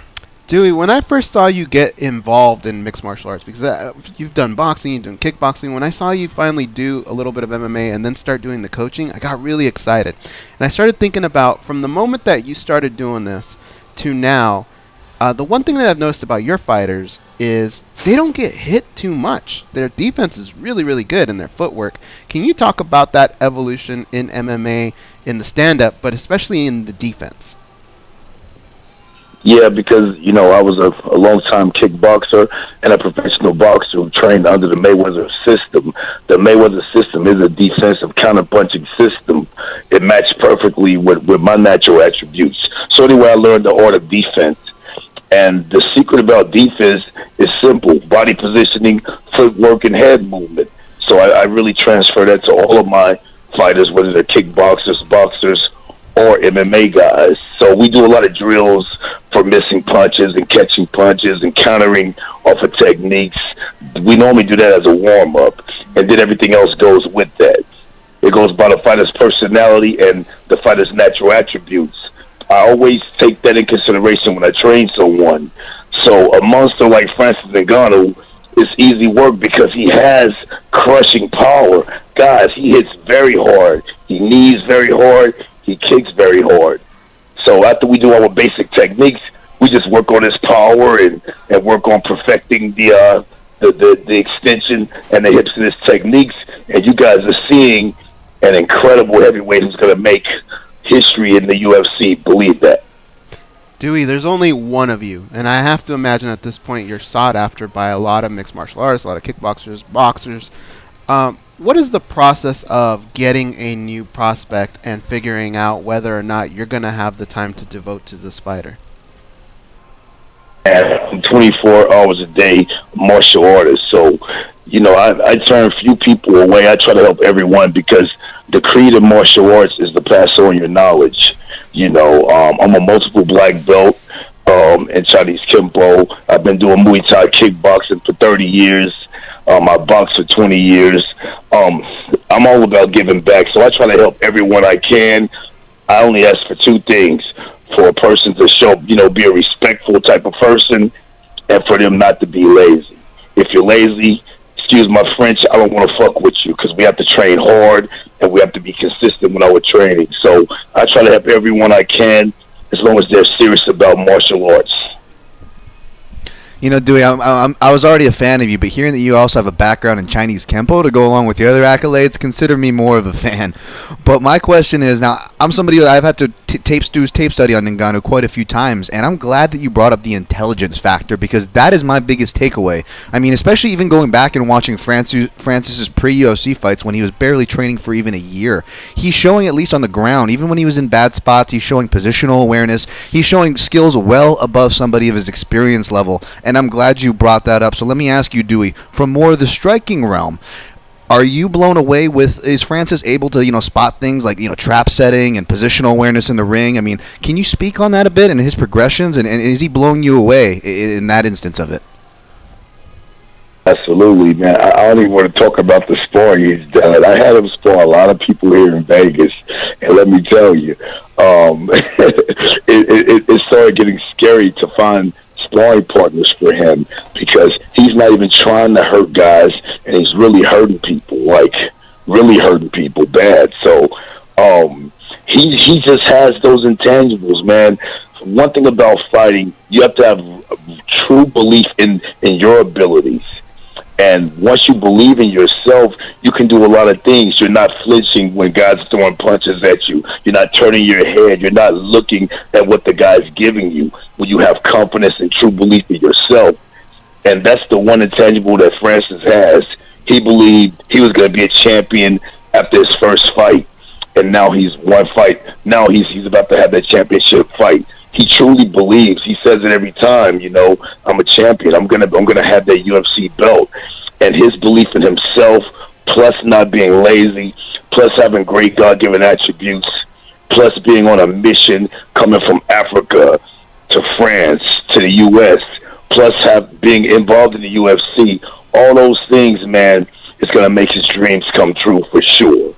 He's just tremendous, guys. I'm telling you. To see him punching and kicking on people is crazy. Even on us, you guys seen the UFC fighter workouts, the way he was hitting on Coach Lopez, and you know, even training him is painful. He's hit me, you know, with my winning body shield on in the liver 3 or 4 times. I'm a pro boxer. I'm like, shit, man, I can't take that punch anymore for a round. You know, he hits hard, he kicks hard, guys. So whoever fights him, Stipe, he better be ready. You know, another thing, Dewey, that I think is probably attractive to, I guess, the fact that a lot of people are going to pursue. You know, a lot of times when someone's winning, you want to be with a winner. But the fact that you've trained 8 world champions before, you know, I like that resume. You know, you already know how to guide an athlete to the top. So I gotta imagine you're gonna be sought after, not just because of Ngannou, not just because of Kevin Lee, but because of the resume you accomplished even before these 2 gentlemen. Yeah, remember, people don't understand. I won my first championship as a trainer. It was in boxing with Jessica Rakoczy, who we later on turned to the UFC, and she took runner-up in Ultimate Fighter and all of that. She was a straight boxer who went straight to MMA. People don't realize that with no MMA training. She got to the Ultimate Fighter finals, and, you know, she had a few fights in the UFC. But we won 5 world titles together, you know. Then I was with Bebu Shumanov. We won the WBA light heavyweight world title together. Then I was with Amir Abdallah, won the WKA kickboxing world title together. And last year, Jesse Vargas and I won the welterweight WBO world boxing title together. So yeah, I've been winning championships for 17 years, you know. I'm just a mild-mannered, chill dude, and people think I'm some kind of new trainer. I've been training fighters when I was fighting. I was fighting on the undercards of my fighters were fighting on my undercards in the 90s and the early 2000s. I've been doing this a long time, man, and people don't realize that. So I have a lot of experience in fighting, period, whether it's boxing, kickboxing, or MMA. And the people that know me really understand that I have a lot of knowledge to give, and I'm not a lazy trainer. I'm willing to train anybody as long as they're willing to work hard. We're talking to Masters of Martial Arts Hall of Fame member Dewey Cooper, former WKC and WKF world champion kickboxer, as well as part of that resume that he has. Dewey, how soon would you like to see Francis fight Stipe? I know Stipe's got some contract thing to sort out, but is it one of those where it's the sooner the better, or do you like a slow build-up and you like your guy to, you know, acquire some more tools before he goes in for the biggest fight of his life? To be honest, it's totally whatever Francis feels in his heart and soul. Well, we're gonna go with that because it's very important for the fighter to be comfortable, to be, you know, to want certain things and feel like his demands are being met. So whatever he wants, but in a perfect world, if it were up to me, I like to take a little time just to recalibrate, keep working out, get different sparring, work more, just to perfect, just to improve on the perfections. You know what I mean? But it's totally up to Francis. He didn't get any injuries. He said he's willing to fight anytime. Whenever we get the date, he'll be ready. So whatever it takes is cool. But I like to let things simmer down and refresh yourself and go again. Dewey, if you look at Francis Ngannou, he's so cool, calm, and collected. He's like a giant teddy bear. And then you see Kevin Lee. We spend a lot of time with Kevin Lee, and he can be that way too. But sometimes he's got that pizzazz about him, and he likes to talk trash. Which personality type cracks you up more? Like, which one do you just kind of attract more to? Definitely Kevin Lee, because remember, guys, with Francis, at first there was a small language barrier, and he's from Cameroon by way of France, Paris, France by way of Vegas. So he's not really understanding our sense of humor, our American sense of humor. Like, we'll crack racist jokes, and it's completely jokes, but he don't understand. He's like, what? Why'd you say that? So to answer your question, Kevin is much better. He's a hip hop dude. I'm used to those type of dudes because I've been around them my whole life. Kevin is a funny dude, man. All we do is laugh when we're training. He's a colorful dude. He's a flamboyant dude, charismatic, but he's real cool. And he's another guy who trains like a fucking lunatic. And that's why I love him so much. He's a cool, street, urban hip-hop dude with a little college boy swagger, but he works hard. He works like the old school dudes from my era. He trains hard when he trains. So Kevin is awesome to be around. Remember, the way I got Kevin as a fighter was because I trained his original trainer, Sean Dezay. I was his coach. So Sean sent Kevin to me from Michigan to me in Vegas. Dewey, one last thing. Francis, in his post-fight, said, quote, I just want to say, excuse my words, fuck slavery, fuck racism. And I wanted to ask you, we live in Vegas just like you do. How often do you have to deal with racism? Is it a daily thing, weekly thing, multiple time daily? How educate us a little bit on that regard. See, I've been in Vegas for over 25 years now, so everyone knows me here. But I still have to deal with things. When you're known like me around Vegas, the racism is more subtle. It's not like you can't come in and eat, or I get pulled over by the cops and beat up, which that has happened to me in my life. You got beat up by cops several times. Oh wow, man! So three different times on 3 different occasions, and wasn't doing anything. But anyway, different story. We were young knuckleheads. They probably thought we were gangsters or something. Who cares? But the racism is more subtle, but it's still there. And it's very disappointing. But all we can do is, like Francis said, is try to be better, try to come to a common ground, and try to have empathy for one another, try to understand one another. If a guy wants to protest the flag, don't blame it on the race. Try to figure out, dude, why are you so disenchanted with the flag? And, we need open dialogue about these things. Being on the West Coast, we're more liberal than many places in the U.S., but it's still there. And absolutely, I feel it. I feel it when I train my young fighters, who aren't known yet and who live in the hood and who gets pulled over by cops when they're just walking to the gym with a bag over their shoulder. Things like this happens all the time. And by the way, I'm not anti-police. I trained John Alexio, who's he was a Bellator and UFC fighter, who's a police officer. I'm cool with the cops. I've done seminars and training camps with the police and the SWAT team. But we just all need to come together, like Francis said. Fuck racism, fuck slavery that's going on in Libya. We need to have empathy for countries who don't have a voice, and we need to save people like we try to save our own people here, man. We just got to be better as humans, man. We got to be better. I study Buddhism, so I believe in showing mercy in every way possible. And if you're a racist, if you hate me because I got dreadlocks or because I have a lip ring, shame on you, man. It's something inside you that you need to work on. Couldn't agree more. All right, Dewey. Well, hey, congratulations. What a huge weekend for you guys out in Detroit.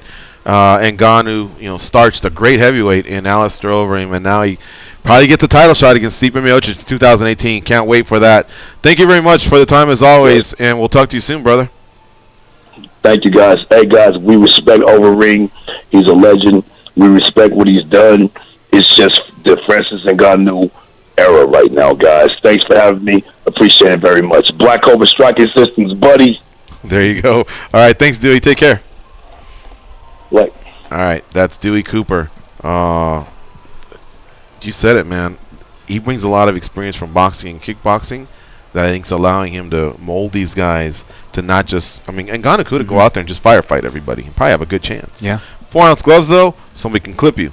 But I think he's going out there and saying, look, we're still going to use this power that we have, but let's also focus on the power that they may have or the technique that they may have and become defensive as well. Shoot, coming from a big, intelligent, smart heavyweight who's been on both sides of it that Dewey Cooper has, I take his word. It carries much more weight. I don't know about you guys. We all talk about Francis' power. That's a given. But hearing him say it like that blows me away. Yeah, MMA is unforgiving, man. I had to explain it many times this past weekend. We were back in Virginia at Joint Base Langley Eustis. We're going to talk about that when we come back. We had a great experience, but a lot of the people just kept asking me why we don't come across many undefeated fighters. And I was making note of the fact that Gaethje was 18-0, and that's so hard, and that led to other conversations. But we'll talk a little bit more about our experiences over there, along with taking your calls, 866-522-2846, and continuing to recap UFC 218 in Detroit. We'll be right back.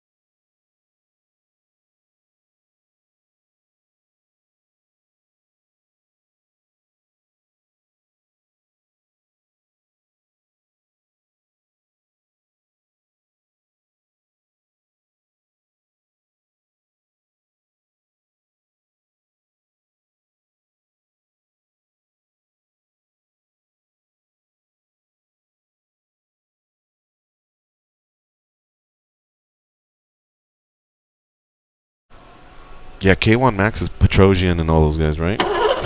In your car, in your home, and everywhere that you go. This is Sirius XM Rush 93. Listen anytime on the Sirius XM app. Explosive takedowns, jaw-dropping KOs, and electrifying submissions. If it happens in the world of mixed martial arts, we're talking about it on Sirius XM Rush 93 and the Sirius XM app. Yeah, see, I have to have it in front of me to read it. It's hard to remember Masters of Martial Arts Hall of Fame member and former WKC, WKF. There's so many federations out there. Yeah, it's hard to keep I up. was winging it there for a second. I'm with you. Was he here when you said about Felice?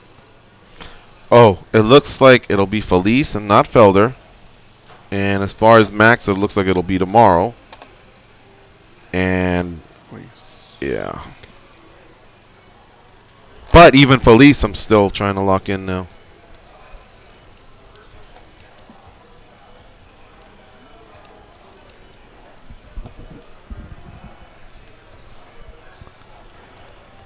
Sorry, Jojo, screening. What'd you say? I was tagging to Dan Tom because he had gone to the restroom, just updating him on our switcheroo. But yeah, no, we're good. The Harry got locked in. Oh, I think I said, Danny, that whatever number I get, I'll just. It looks like everything's up and running, so I'll Facebook you. Okay. But you just say it looks like it's gonna be Felice, not Felder, for sure. Right, right. Okay. So Felder no go. Legit.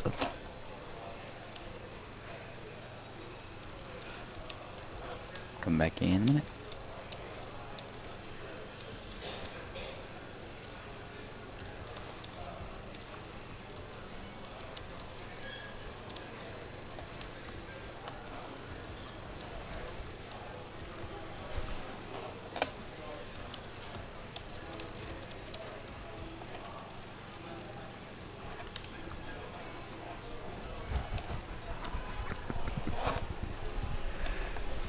So now we can squeeze in some calls, it looks like.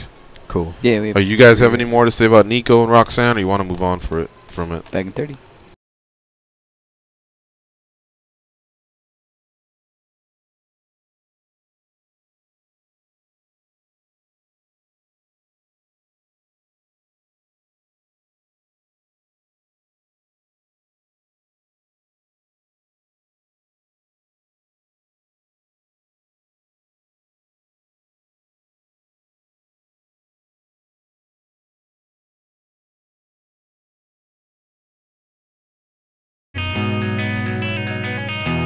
They pat down TSA agents because they don't know where those people have been, and because they can. They are Gorgeous George and Goes, and this is MMA Junkie Radio.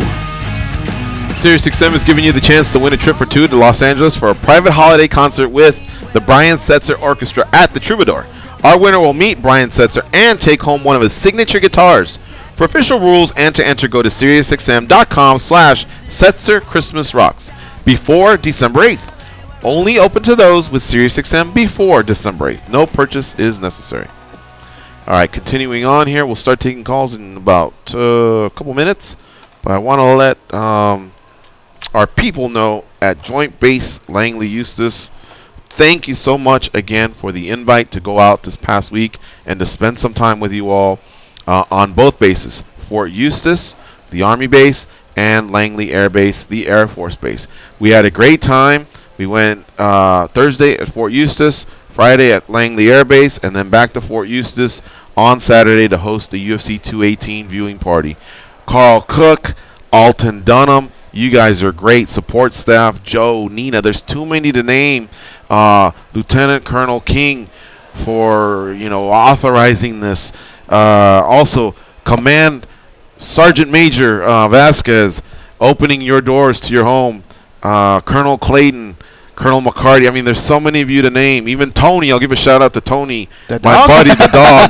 I wanted to see him, but I didn't get a chance. But there's just so many great people out there that we could have a 2-hour podcast just dedicated towards thanking everybody there. It's no slight to anybody I didn't mention, but you guys have been great. It's really like family. It's so hard to say goodbye because we have great times. And I was telling Carl and Goes this morning on a little group text that I try and learn a little bit from everybody. And even though I'm an older guy than Uriah Faber, I think I'm older than him by about 10 years. He said something that was pretty interesting, and he lives in the present.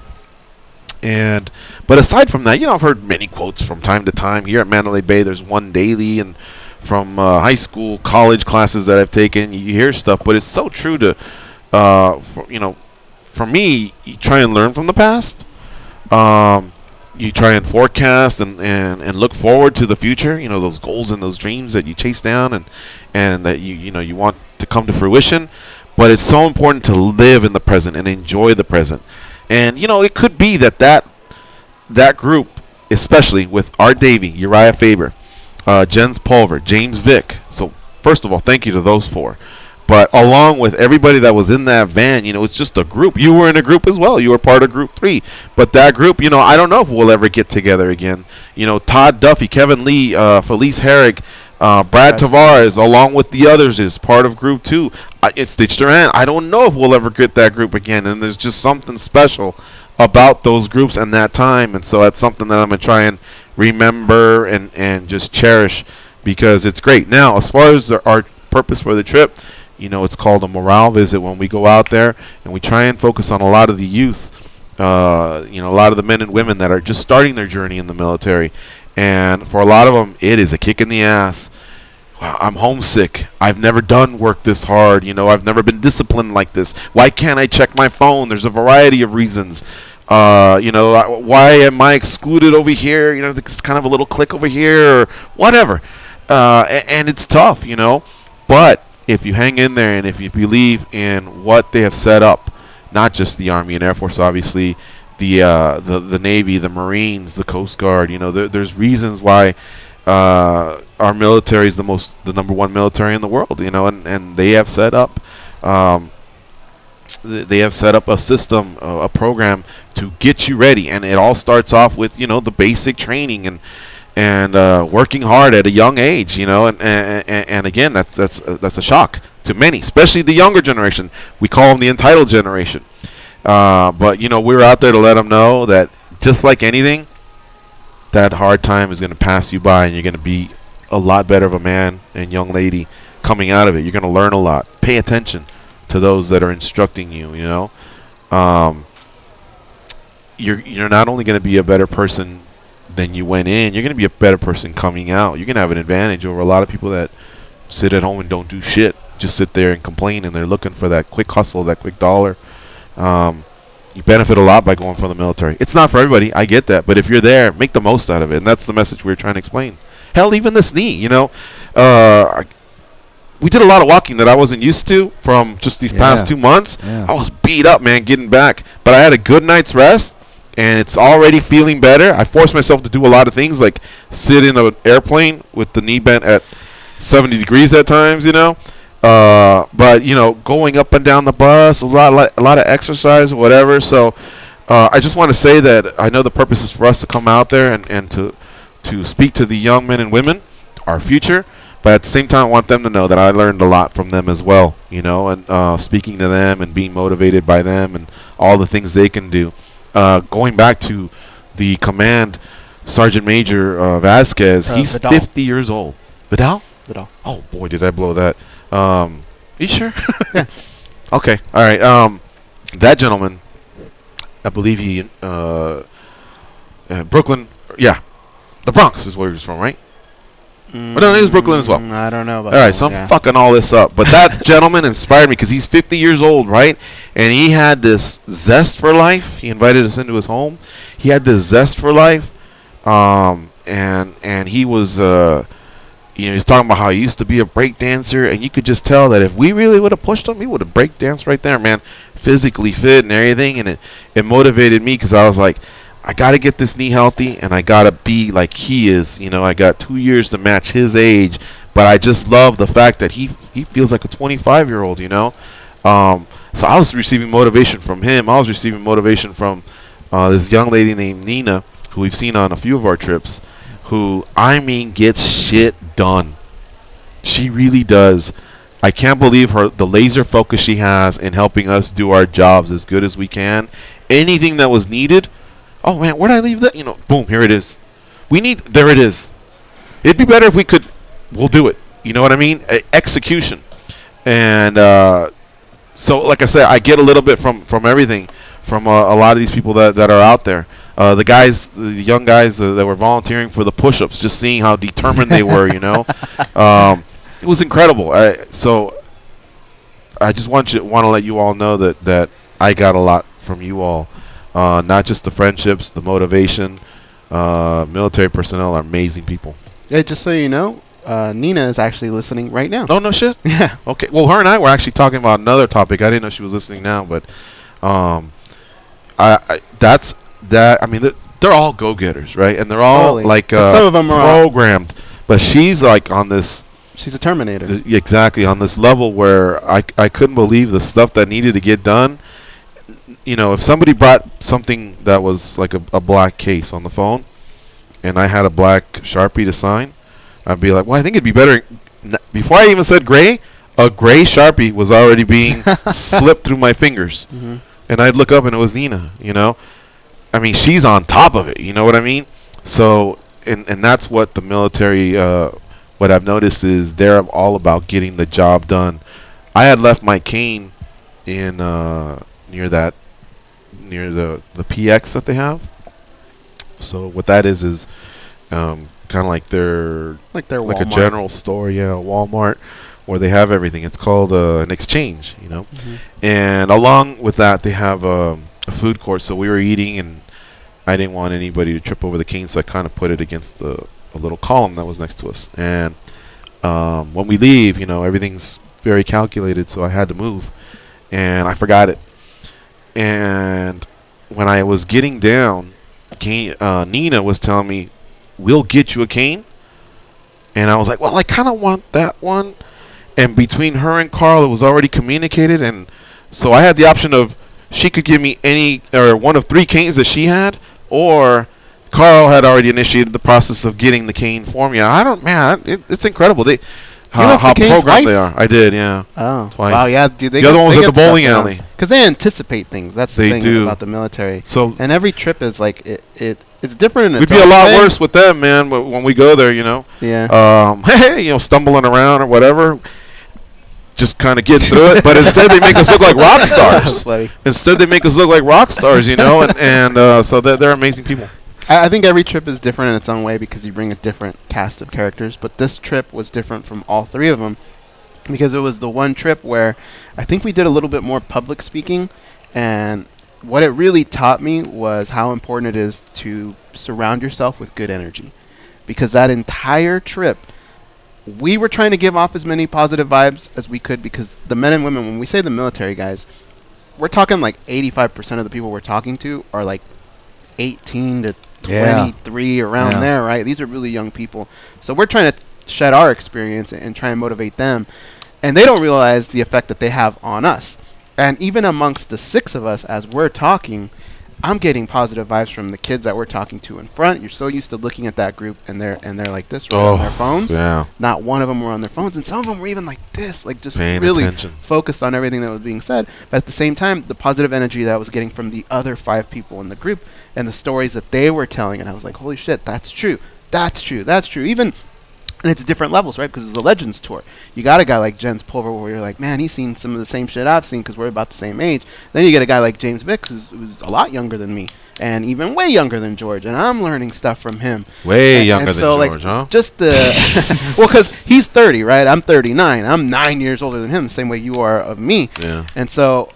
just all the different energy that surrounds you for the 4 days that we're out there is just so cool, and that was like the biggest lesson that I took out of it was how important it is to have that positive energy around you and how it makes you better and how you got to make everybody else better.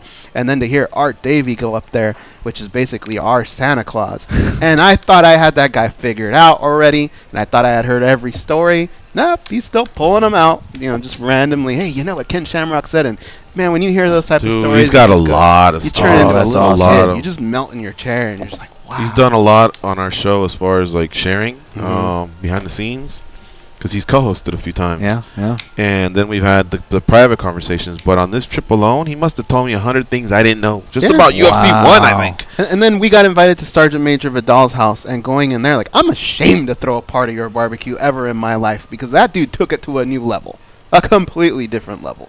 And so food was already ready too. Oh, there was so much food, Dan Tom. Don't tell me that. Talk about and the backyard had. This has never happened. I think I was full for about 24 hours. Oh man, that's so never good. happened. But yeah, I mean, they just treat you so well. Him and his wife have a beautiful shout out home, to them. and it's just great positivity and energy. there, and it was perfect, man. It was a perfect way to cap off the trip right before we went into, I guess, arguably not to rank or anything like that, but of our stops, I think one of the biggest ones is the fight itself. We're talking about all these fights that are coming up. Well, the viewing party with so many of the young soldiers there, that's kind of like a little bit of the main event, we could say.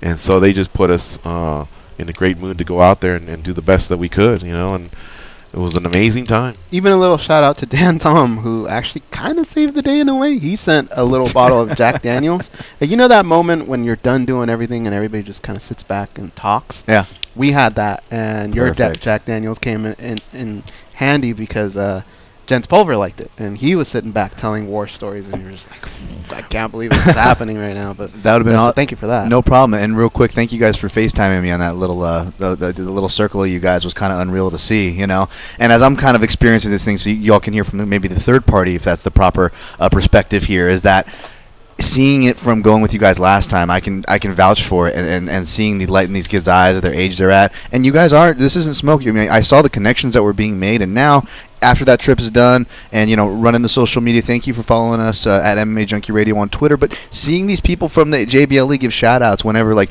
George was posting, and I would retweet a post from him, you guys were sharing what you were doing, and you would see JBLE people or reach out and shout out. I mean, you guys are really making connections and fans every time you go out there. And even if it is like you just said, just a reminder that you're going to get through this, you grow as characters, and we have these amazing people that you guys just cited, you can get these stories from. So I just wanted to chime in on that. And even me, just shout out to Silverback. He didn't meet you guys out this time, but I got to meet some friends for life there, and bring a whole new amount of awareness. I mean, he just showed me a video which I have pinned to my wall if you want to go check out at Dan Tom MMA about veterans returning from war, PTSD, and an important issue. So it really just brings the awareness up, and I appreciate that tenfold. Remind me to tell you about the Three Stooges when the show's over. I will. I'll ask about Three Stooges. You should tell it on the show. No. We got to get to these guys. All right, there's Three Stooges here on hold, coincidentally. Let's talk to Stooge number one, who keeps calling and hanging up, calling and hanging up, calling and showtime. Once again, it's yo time. What's up? Who busted his parlay? Hey, what's going on, fellas? What's up? up? I'm over here in Connecticut, man, so I'm in the middle of nowhere. Hey, man, let me make a suggestion, man. I don't know, somebody like myself, man, why don't you guys host some kind of contest, man, and let one of the junkies go with you guys? I would pay my own flight, my own everything, just to go on one of those trips, man. I mean, it's funny you say that. It's funny you say that. Dan Tom went, and Dan Tom knows this, but originally Dan Stupp was going to go because I felt like this needed to be documented a little bit more than basically us, not just us coming back. We could talk about this for hours. Honestly, there's a lot of stuff that goes down in these 3 days, but I wanted to document it in a certain way, and of course Dan Tom did a great recap,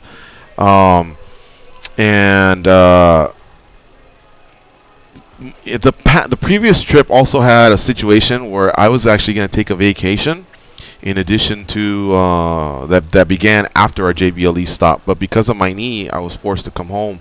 So my girlfriend went, with us, and she was, taking a lot of pictures behind the scenes of just Goes and I and Stitch. I wanted her to focus on, and she gained a lot from that. And I know Dan did as well. I know Brian Butler, as a manager, once accompanied us as well because he was a female athlete, Felice Herrig. And when it comes to females accompanying along, sometimes they want a male figure there. So there's been that. There's been Silverback. There's just been different people out there. And man, it is something that would be great to share. So the fact that you brought it up, I just want to let you know I thought about it. I can't speak for Goes. This isn't easy to do as well. The access. So I can't promise anything, but at least I want you to know that that's the way it goes, and I think, it'd have to be the right person, too, because we're so meticulous about the chemistry that's involved on these tours and the personalities. And it's not a freebie. Like, it's not just like people riding along and or anything like that. You would probably have an actual job. But get tased. We'll see. That's what I'm saying. Somebody like me, I would put my own bill just for that experience, man, of me just looking at the pictures and everything, man. That I think that would be a very humbling experience too. For somebody that's never been in the military to to come and see what they do day to day, man, and just to let them know that we appreciate them too. No doubt. Man, but about the fights, man, it was so crazy, man. I just sat there and it's like Francis, man, is like Superman. It's like if you create a heavyweight and you just put him together and you draw him. I mean, he's the perfect. I mean, the arms, the long arms, the height, the guy is incredible, man. I want to see that fight. If he fights Stipe, I want to see that, man, because I think this guy is such a great athlete, and then everybody's saying that he learns so quick, he's absorbing stuff like a sponge. I see what you guys saying. You don't want him to get there too quick, but sometimes, excuse me, I was choking. Sometimes when you got the physical attributes that this guy has, man, and he hungry, man. This guy's not from our country. This guy is hungry. I think he's ready, man. How many other Francis Ngannous are there out there as well? You know what I mean? How many people did he possibly reach with his story? It's incredible. I wonder, I watch the English Premier League, and there's a lot of great athletes that come from Africa.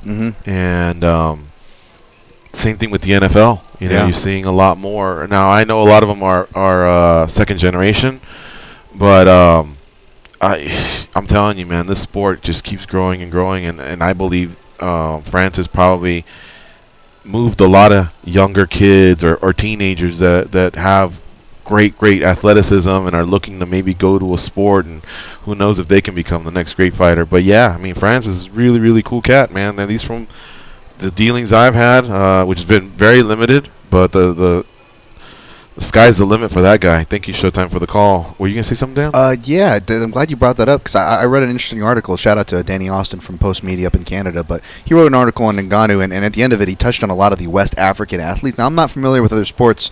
Obviously, I don't have time to cover, but he was citing some actual names in there from other sports and guys that have actually recently come over.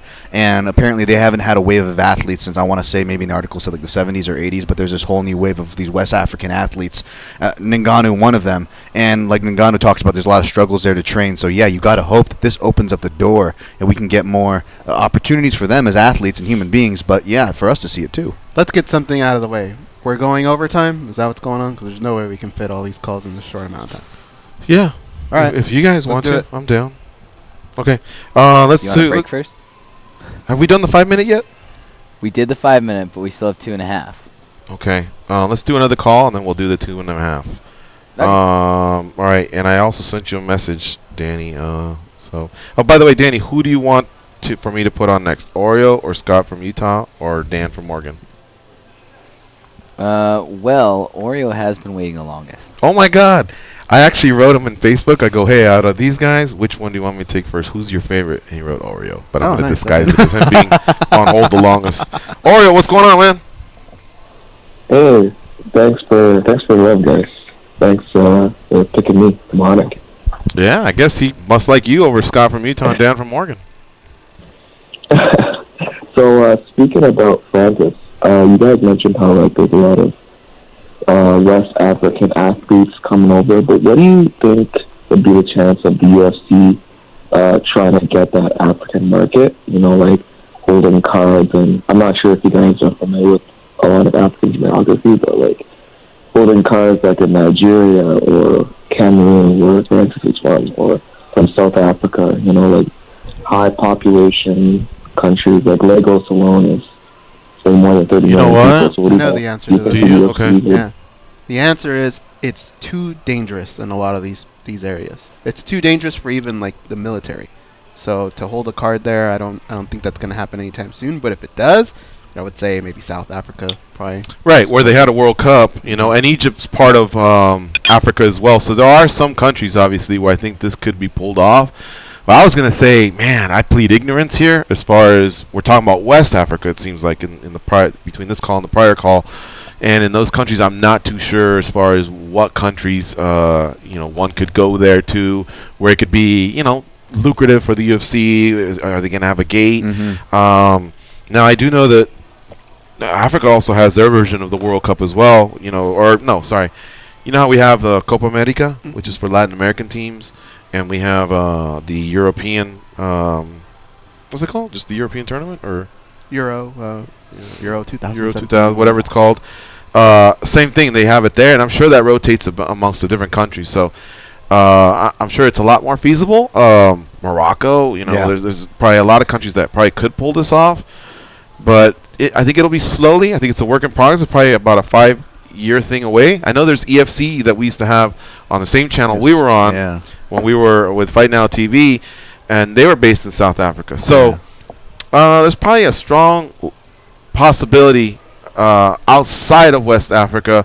Within West Africa, we'd probably have to ask someone from the UFC, and maybe they could give us an answer on that. I will say, though, this was something I was thinking about, and I'm glad that he brought that up. And I will say, I don't count on them trying to promote him for that market, because obviously there's some markets that are more tangible numbers-wise, right? But I think it's important for the UFC to do it, A, not just because it's the right thing to do, but B, I mean, especially America, we have so many different ethnicities. I have to imagine that transfers over. And then even within Europe or France, like Ngannou's story is amazing, but he's not the only guy from Africa to go up there. I don't know if you guys can co-sign. When I was in Paris, I was blown away by the amount of ethnicities and mixture. It's same with United Kingdom and so on and so forth. So A, I have to imagine these markets transfer, and B, let's be honest, I think it's important just to get the diversified feel, because A, we have Reebok, so these guys need to stand out even if it is their ethnicity. Everything helps them in this day and age. And B, let's be honest, it kind of makes you feel like Street Fighter, right? Like back in the day, you got the guy from Africa, you got the guy from Brazil, and not to get all nationalistic, but it's a cool factor. Do you have a nickname? No. We should call you the Outline. The Outline? You always make points like an A and B or 1 and 2. You know, it reminds me of when you had to outline something. But that's why he's so meticulous with his work, and he's very good at it. I think you probably do a lot of that, right? You know, points and maybe because that's what it forms visually for me, right? Like, I mean, it's not like the Punisher or the Assassin. No, definitely he's the not. Outline, definitely not. But because you're transferring into journalism, maybe it can be one of those terms. Just don't make me the Pitbull. We already have too many of those. We have too many. The Hawaiian Pitbull. Yeah, the whole Pitbull. Yeah. Well, L'Oreal, it's not that we hate you. It's just that we got to go to commercial. So beat it. We're going to take this break. You're listening to MMA Junkie Radio on Sirius XM Rush 93. Stay close. We'll be right back.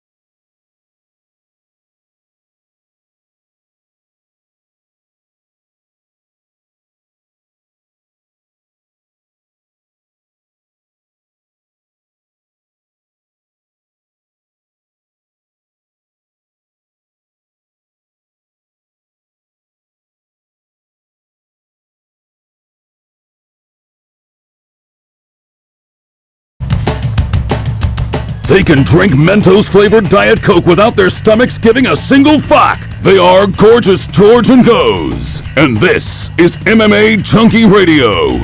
Help SiriusXM in the fight to end hunger. Support Wise Hunger annual Hungerthon by visiting SiriusXM.com/Hungerthon. To bid on items like the opportunity to bid, to spend a day at an NFL training camp with SiriusXM NFL Radio. You can also make a donation and receive a free gift like a Bruce Springsteen Land of Hope and Dreams t-shirt and more. All right, folks, you obviously know we are going to go to overtime. SiriusXM audience, if you missed any part of our show, it's available in HD and commercial free on the SiriusXM app. I suggest you get it. Not only is our show available, but many other shows on the channel and, of course, other channels such as NFL Radio, The Luke Thomas Show, Busted Open. Now, for those of you that are wondering what's this overtime all about, yes, we'll go a few minutes.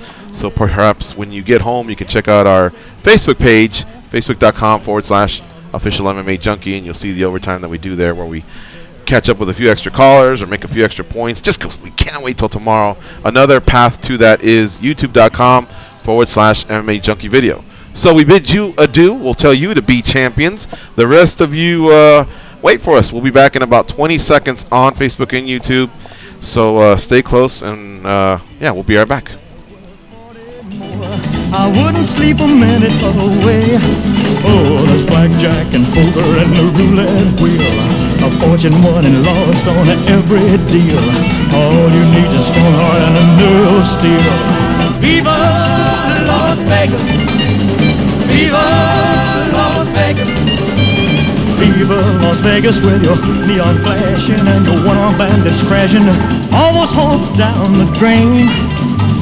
Viva Las Vegas turning day into night. You guys clear for overtime? All right.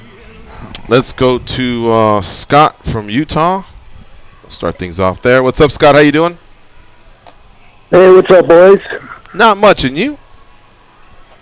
Hey, man, how come Oreo always sounds like somebody broke into his house and he's in the closet talking to the 911 operator? He does, huh? great Like he's about to Scott. get taken, and he's just trying to give his coordinates. Yeah. He's under a bed. Besides that, man, how much bargaining power now does Stipe have that Ngannou won? Because I think if Overeem would have won, you know, he's under contract negotiations with the UFC right now, right? Now that Ngannou won in that fashion, these guys should be sitting back there going, man, you know they're going to sign or renegotiate his contract pretty soon, right?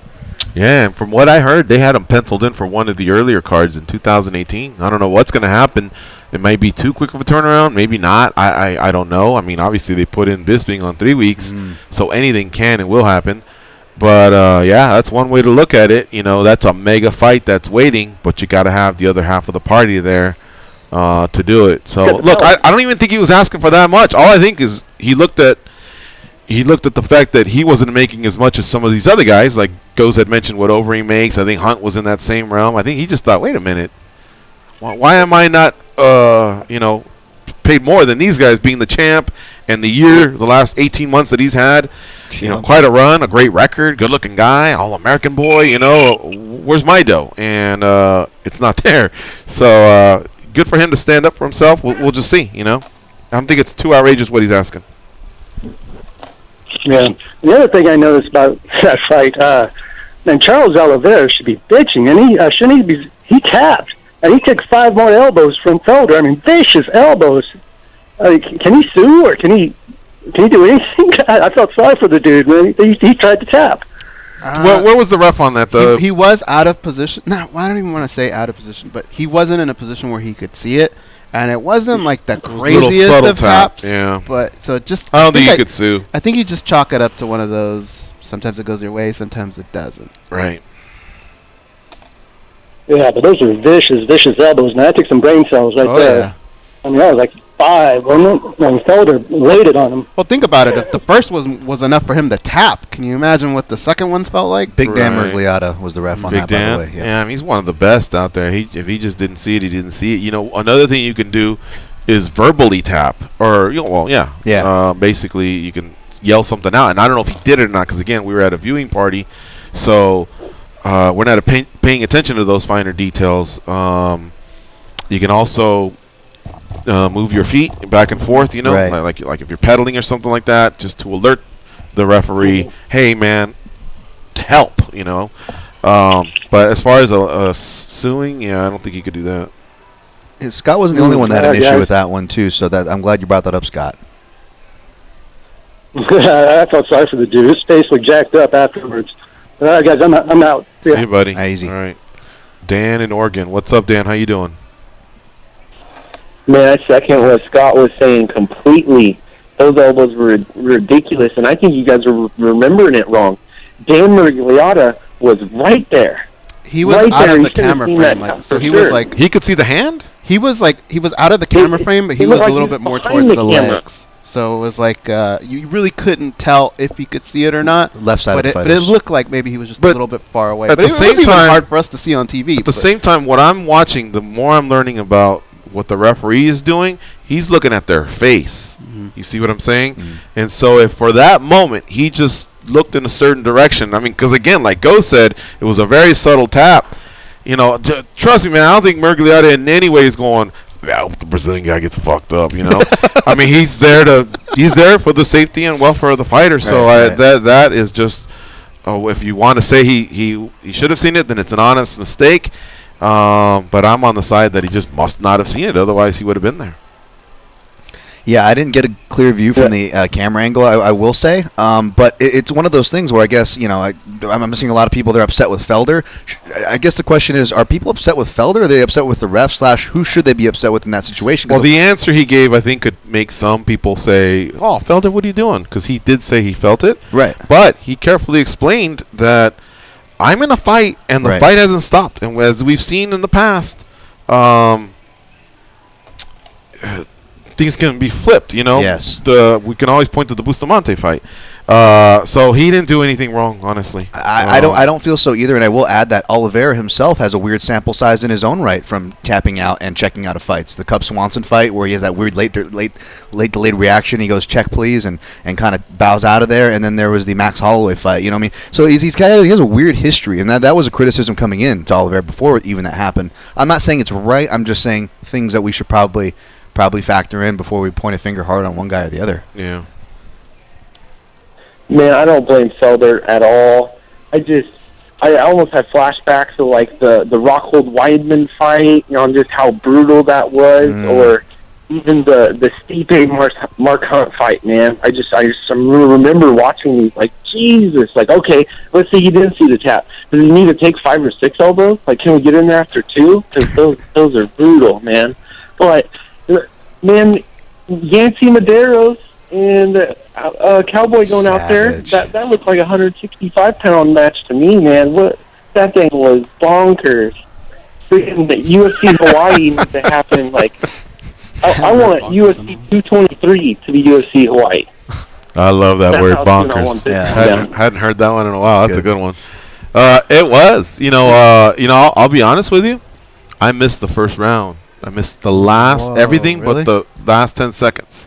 And as I got in there, the troops were going crazy, and I think I was transferring from one room to the next, but I got pulled aside.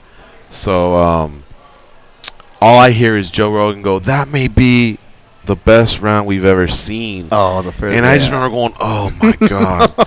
And I wanted to go back there and strangle the guy that delayed me going from one room to the next, because I had the 1 minute to do it. But what could you do? You know, I mean, like he didn't know, and I know exactly what he said. And I probably didn't know that it took that long. But you know, one of the worst things you could possibly hear. He actually said that may be one of the best rounds we've ever seen. And I just yeah, I played the clip in Rogan. He doesn't say the best round. He says, if you just missed that round, I don't know what your problem. Like, he really like dug it into. Really, I thought he said the best round. He did. But he sets it up. He goes, if you just missed that round, you just missed one of the best rounds. Like, he really made you feel like you missed something too. The way Rogan said it, which is true. Amazing round. Hey, he Dan. Definitely did, man. And if you, yeah. You know what? I'm watching a legal highlight right now. Guys, you want to huddle over me? Yeah. Okay. I'm watching a legal highlight over. So Murgliata is just right here, so you know. All right. Okay. Just to Dan's point. Felder's on top of Oliveira for our listeners. Yeah. And here comes that vicious elbow. Now here comes the tap. And look, Dan's right there. Hey, that one's tough because the sight line, His tap would be near the sideline of if he is looking at Oliveira's face, like, how do you not see that movement? But However, he obviously again, didn't see it, right? Right. 'Cause I thought it was Oh, no. clear. Of course, he didn't see it. So Murgliata has built up credibility over all these years. So all we can say is it's probably a mistake that he feels bad about. Yeah, but I don't think Murgliata saw it and then again said, punish him, Paul. I don't think he took a side in this or anything like that. He just missed it. But I bet you he feels terrible because of that positioning. Yeah. So good call on that, Dan. What else happened too, man? Herb Dean messed up so big that I thought he should be pulled from the rest of the card. What did happen? Who are you going to put in there if you take out Herb Dean? Murgliata, he just fucked up in your eyes. I mean, dude, it's tough. I mean, look, I wish Dan could sit here NFL Sunday with me, and we're just going to kick some chairs and watch all the games, and we're going to pull all the referees that make mistakes. You know what I mean? And that's with instant replay sometimes that they're making mistakes. Sometimes the announcers are disagreeing. Sometimes that Dean Blandino guy, or what's the other guy's name? The head of officials? Mike Pereira. There's different views there. I mean, we'd be pulling people left and right. These are human beings. You know what I mean? And but what are you talking about specifically? I think it was the Dominic Reyes in No, it was Al Hassan versus Sabah Homasi. So what happened here? It was an early stoppage. He had a bad vantage point, kind of like the Musasi. It wasn't knees that were in question, but it was the same vantage point Big Dan had for Musasi and Weidman. He was behind the fighter and made a call behind the fighter, which was the inherent problem. Yeah. Homasi wasn't out. He called it like he was. So they already rebooked that fight so the UFC at least, which means they're acknowledging. There you have it. They're acknowledging that Herb made the mistake. The second one, I believe, Dan, correct me if I'm wrong, that you're referencing was the David Timur versus Drakkar Klose fight where Timur is a counter fighter, so he was circling. Drakkar Klose was chasing, was getting frustrated. We've seen that scenario 1,000 times before. It usually doesn't require a timidity warning, guys, but when the ref does give a timidity warning, it's usually to both guys. I think Dan and many other people, including myself, were complaining Herb gives a warning to just Timur, who actually at the time was technically, even though he was counter fighting, was fighting more effectively, landing more shots, and doing more than Klose. And you saw kind of Klose talked him into it using talked into it. Yes. So that body was the language. issue. That was the issue getting worked there, the narrative there. So Dan, I'm going to politely let you go, respectfully, because I definitely don't want you pointing out to my bosses the mistakes I've made today. I may get pulled from the show. So have a nice day, good sir. Good day to you, sir. Last thing, man. We need an 18 playoff Looking in forward to football. the fourth. What do we need? 18 playoff in football, man. Why is USC getting left out? Why is Ohio State getting left out? Auburn is not in the championship. They beat Alabama. They beat Georgia this year. Like, this year is crazy. Yeah, man. I'm a supporter of 18. 16 might be a bit much because then that's just way too much. Yeah, now the teams would be like 18-0, where in the past it was like 10-0. They're the champs. So I think I could go eight wide, and that way you could cover that independent that's not in a great league, and maybe they didn't have a great schedule, but fuck, they're undefeated. You got to give it to them. So I think 8 is pretty solid. You got to go, brother. Thanks for the 18 points you made today. Let's talk to one of the gentlemen that helped us out there in JBLE. And I guess he's going to be part of the storytelling from Goes. We asked Goes to throw people under the bus, and he's going to do it, and he wants an assistant just in case there's any backup. So here's what happened. There is a part of our trip where we go into, picture the containers that get shipped across the world. They stack these up and form these rooms, right, that connect, and they go all the way upstairs. They put stairs in them, and it's, I believe, 3 stories. So what you do, normally it's 2 people, and they're followed by another 2 soldiers, and they kind of direct you where you go. So as you're going, you're clearing the house. You go in and you shoot targets, right, behind doors. They're hiding everywhere, and that's what you shoot as you make your way up to the top. Just like you see in the movies, just like or in the movies, TV shows. you're clearing a room. In this particular case, there were 3 stooges. One was Uriah Faber, the other was Jens Pulver, and the other one was James Vick. And they were going in, and they were also had soldiers going with them, but I followed them because I was going to record them as they went in. Another guy that was in the room was the guy that's on hold. Tristan Bees is his name. He's a photographer, and he's responsible for a lot of the cool pictures that you guys get to see of stuff that we get to do. I made it about halfway up the stairs on the first level before I said, fuck this. I got to get out of here or I'm going to get capped. Because these 3 stooges, from the moment they went in, okay, what happened was So they get in, they're in formation, and the soldier yells, "Go, go, go," and they go in. The first thing that happened was Uriah Faber comes in, sees a target, he had his safety on. So he would have been capped right away, right? Nice. After he figures out that he has the safety on, he calls a timeout, turns around and tells the other guys, "Can we do this again?" And these are guys that have their guns ready. They're shooting, I believe it's called semunition, which is, it's still a bullet's coming out. It's coming out a little bit faster and harder than what a paintball can do. So it would break your skin, but it wouldn't go through your body. It would maybe get lodged in there or something. Did Uriah turn and point the gun to them when he said this too? Hey, wait, can we have a... When he did that, he turned around with his live gun. Oh, no. And you see Jay, you know how big James Vick is. He's like, whoa! And he's got a duck. Jen Pulver's like, what the fuck? So I was filming too, and I go, I even said, with my luck, I better get out of here. So I even moved my vantage point. So that was the first crazy thing that happened. So Uriah takes his safety off, and they go, all right, let's run it again. So they run in again, and they start shooting. And it's funny because each guy has different targets assigned to him, you know. And so the soldier will tell you, you're the one that fires, and you on this one, because when you walk into a room, there's multiple bad guys. They kept screwing up whose turn it was, and every time that would happen, Uriah would kind of turn around with his gun to make sure like what's going on or what, and he kept pointing it at James Vick was the second guy, so he was the one that kept getting it pointed at him, and he was like, whoa, what are you doing? And then you'd see Jens Pulver, and he would like trip because he would bash into the other two, and then so then James Vick would turn around and go, what's going on? And then Jens Pulver was like, I don't want any of this, because there's just the guns are going everywhere, bullets are flying. And then what Jens couldn't figure out was when you shoot, the bullet flies out of the gun and it goes behind you, and those kept hitting Jens. So Jens was thinking like, am I getting shot? Yeah, that's part of the shell. Yeah, the shell. And what the semunition that's leaving is ricocheting, because like Go said, it's not enough to penetrate a body, much less the steel that those containers are made of. So you kind of hear sometimes dunk or sometimes dunk dunk. You know what I mean? Mm-hmm. So between that, the shell, and the fact that there's a lot of inexperience going on, I could see what Go's point was. So these three Goes ran out of there like the thing was on fire. Oh, dude, I was so scared. So these three guys are doing all this stuff. They're going through all that, and the photographer Tristan, who's on hold, he's got to take pictures of it. So he's dodging left and right bullets. He looked like he was in the Matrix, just barely trying to like. Usually he's right there and he's getting the best vantage point. He was taking pictures like this, like he was just scared to even get into it.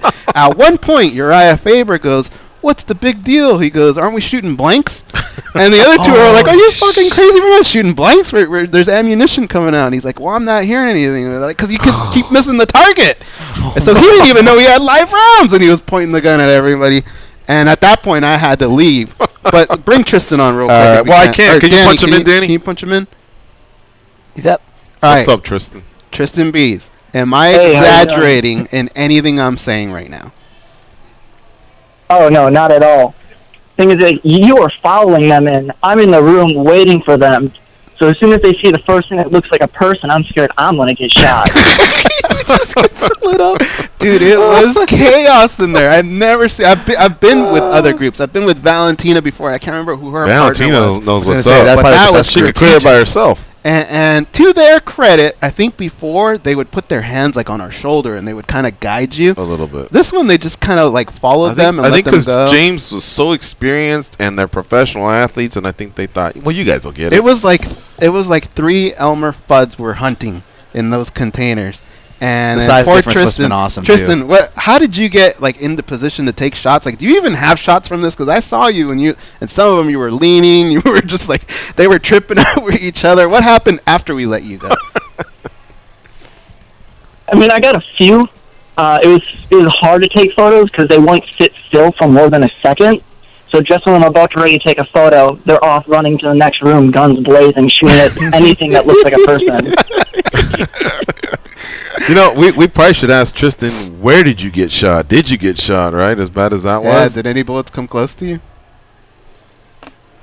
Not that I know. I mean, I heard a lot of pinging all around just from ricochets, but I don't think anything got close to hit me. I got hit in the face with a shell, but that was about it.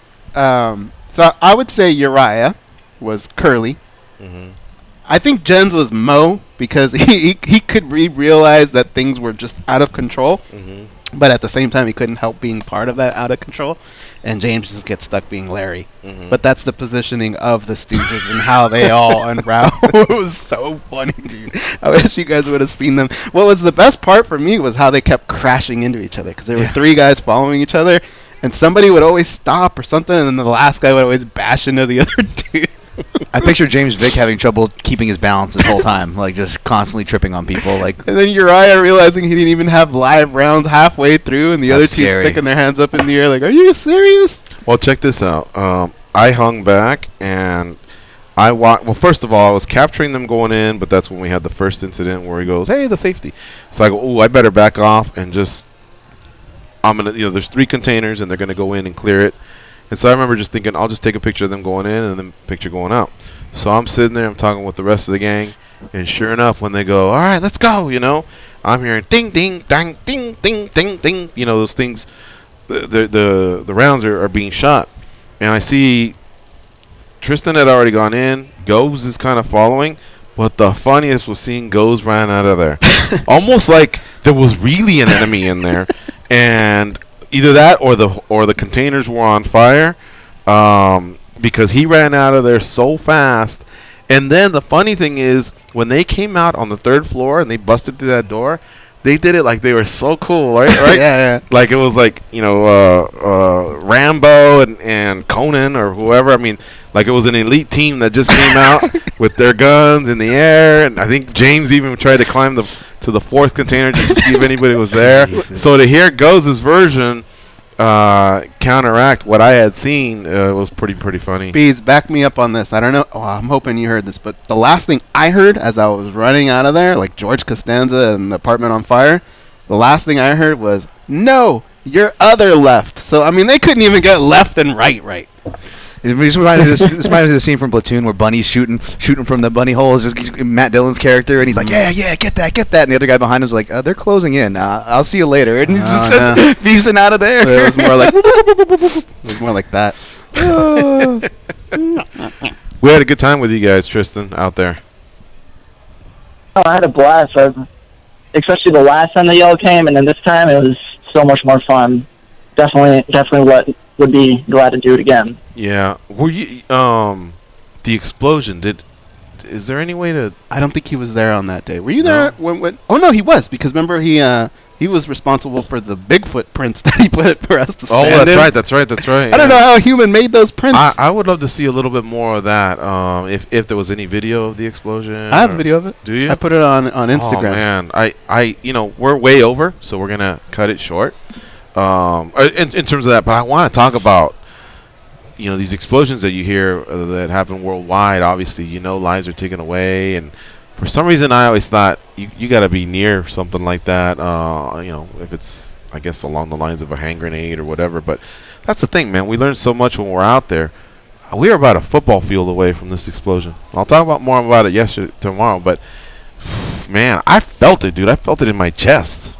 Yeah. It's crazy, but Tristan, we said it earlier, and we'll say it again.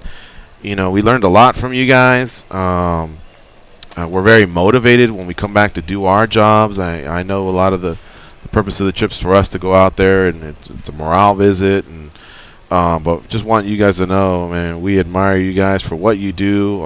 Everybody's got their specified jobs, and just it's quite a cohesive unit. So thank you for helping us do our jobs better.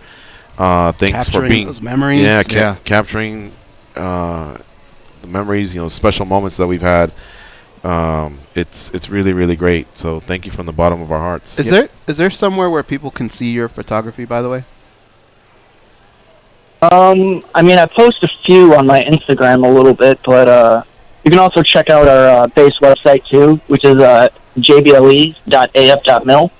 And you can see all our photos from the people over at Fort Eustis and all the people in my office too. We have a huge office just full of talented photographers, not just myself, but... Well, I want to thank Tristan because his photos helped me for my article that I put together on the last trip. So not only were you awesome, Tristan, that I got to see firsthand, but I just want to thank you again for supplying me with those awesome photos to really help bring the article together to help tell the story.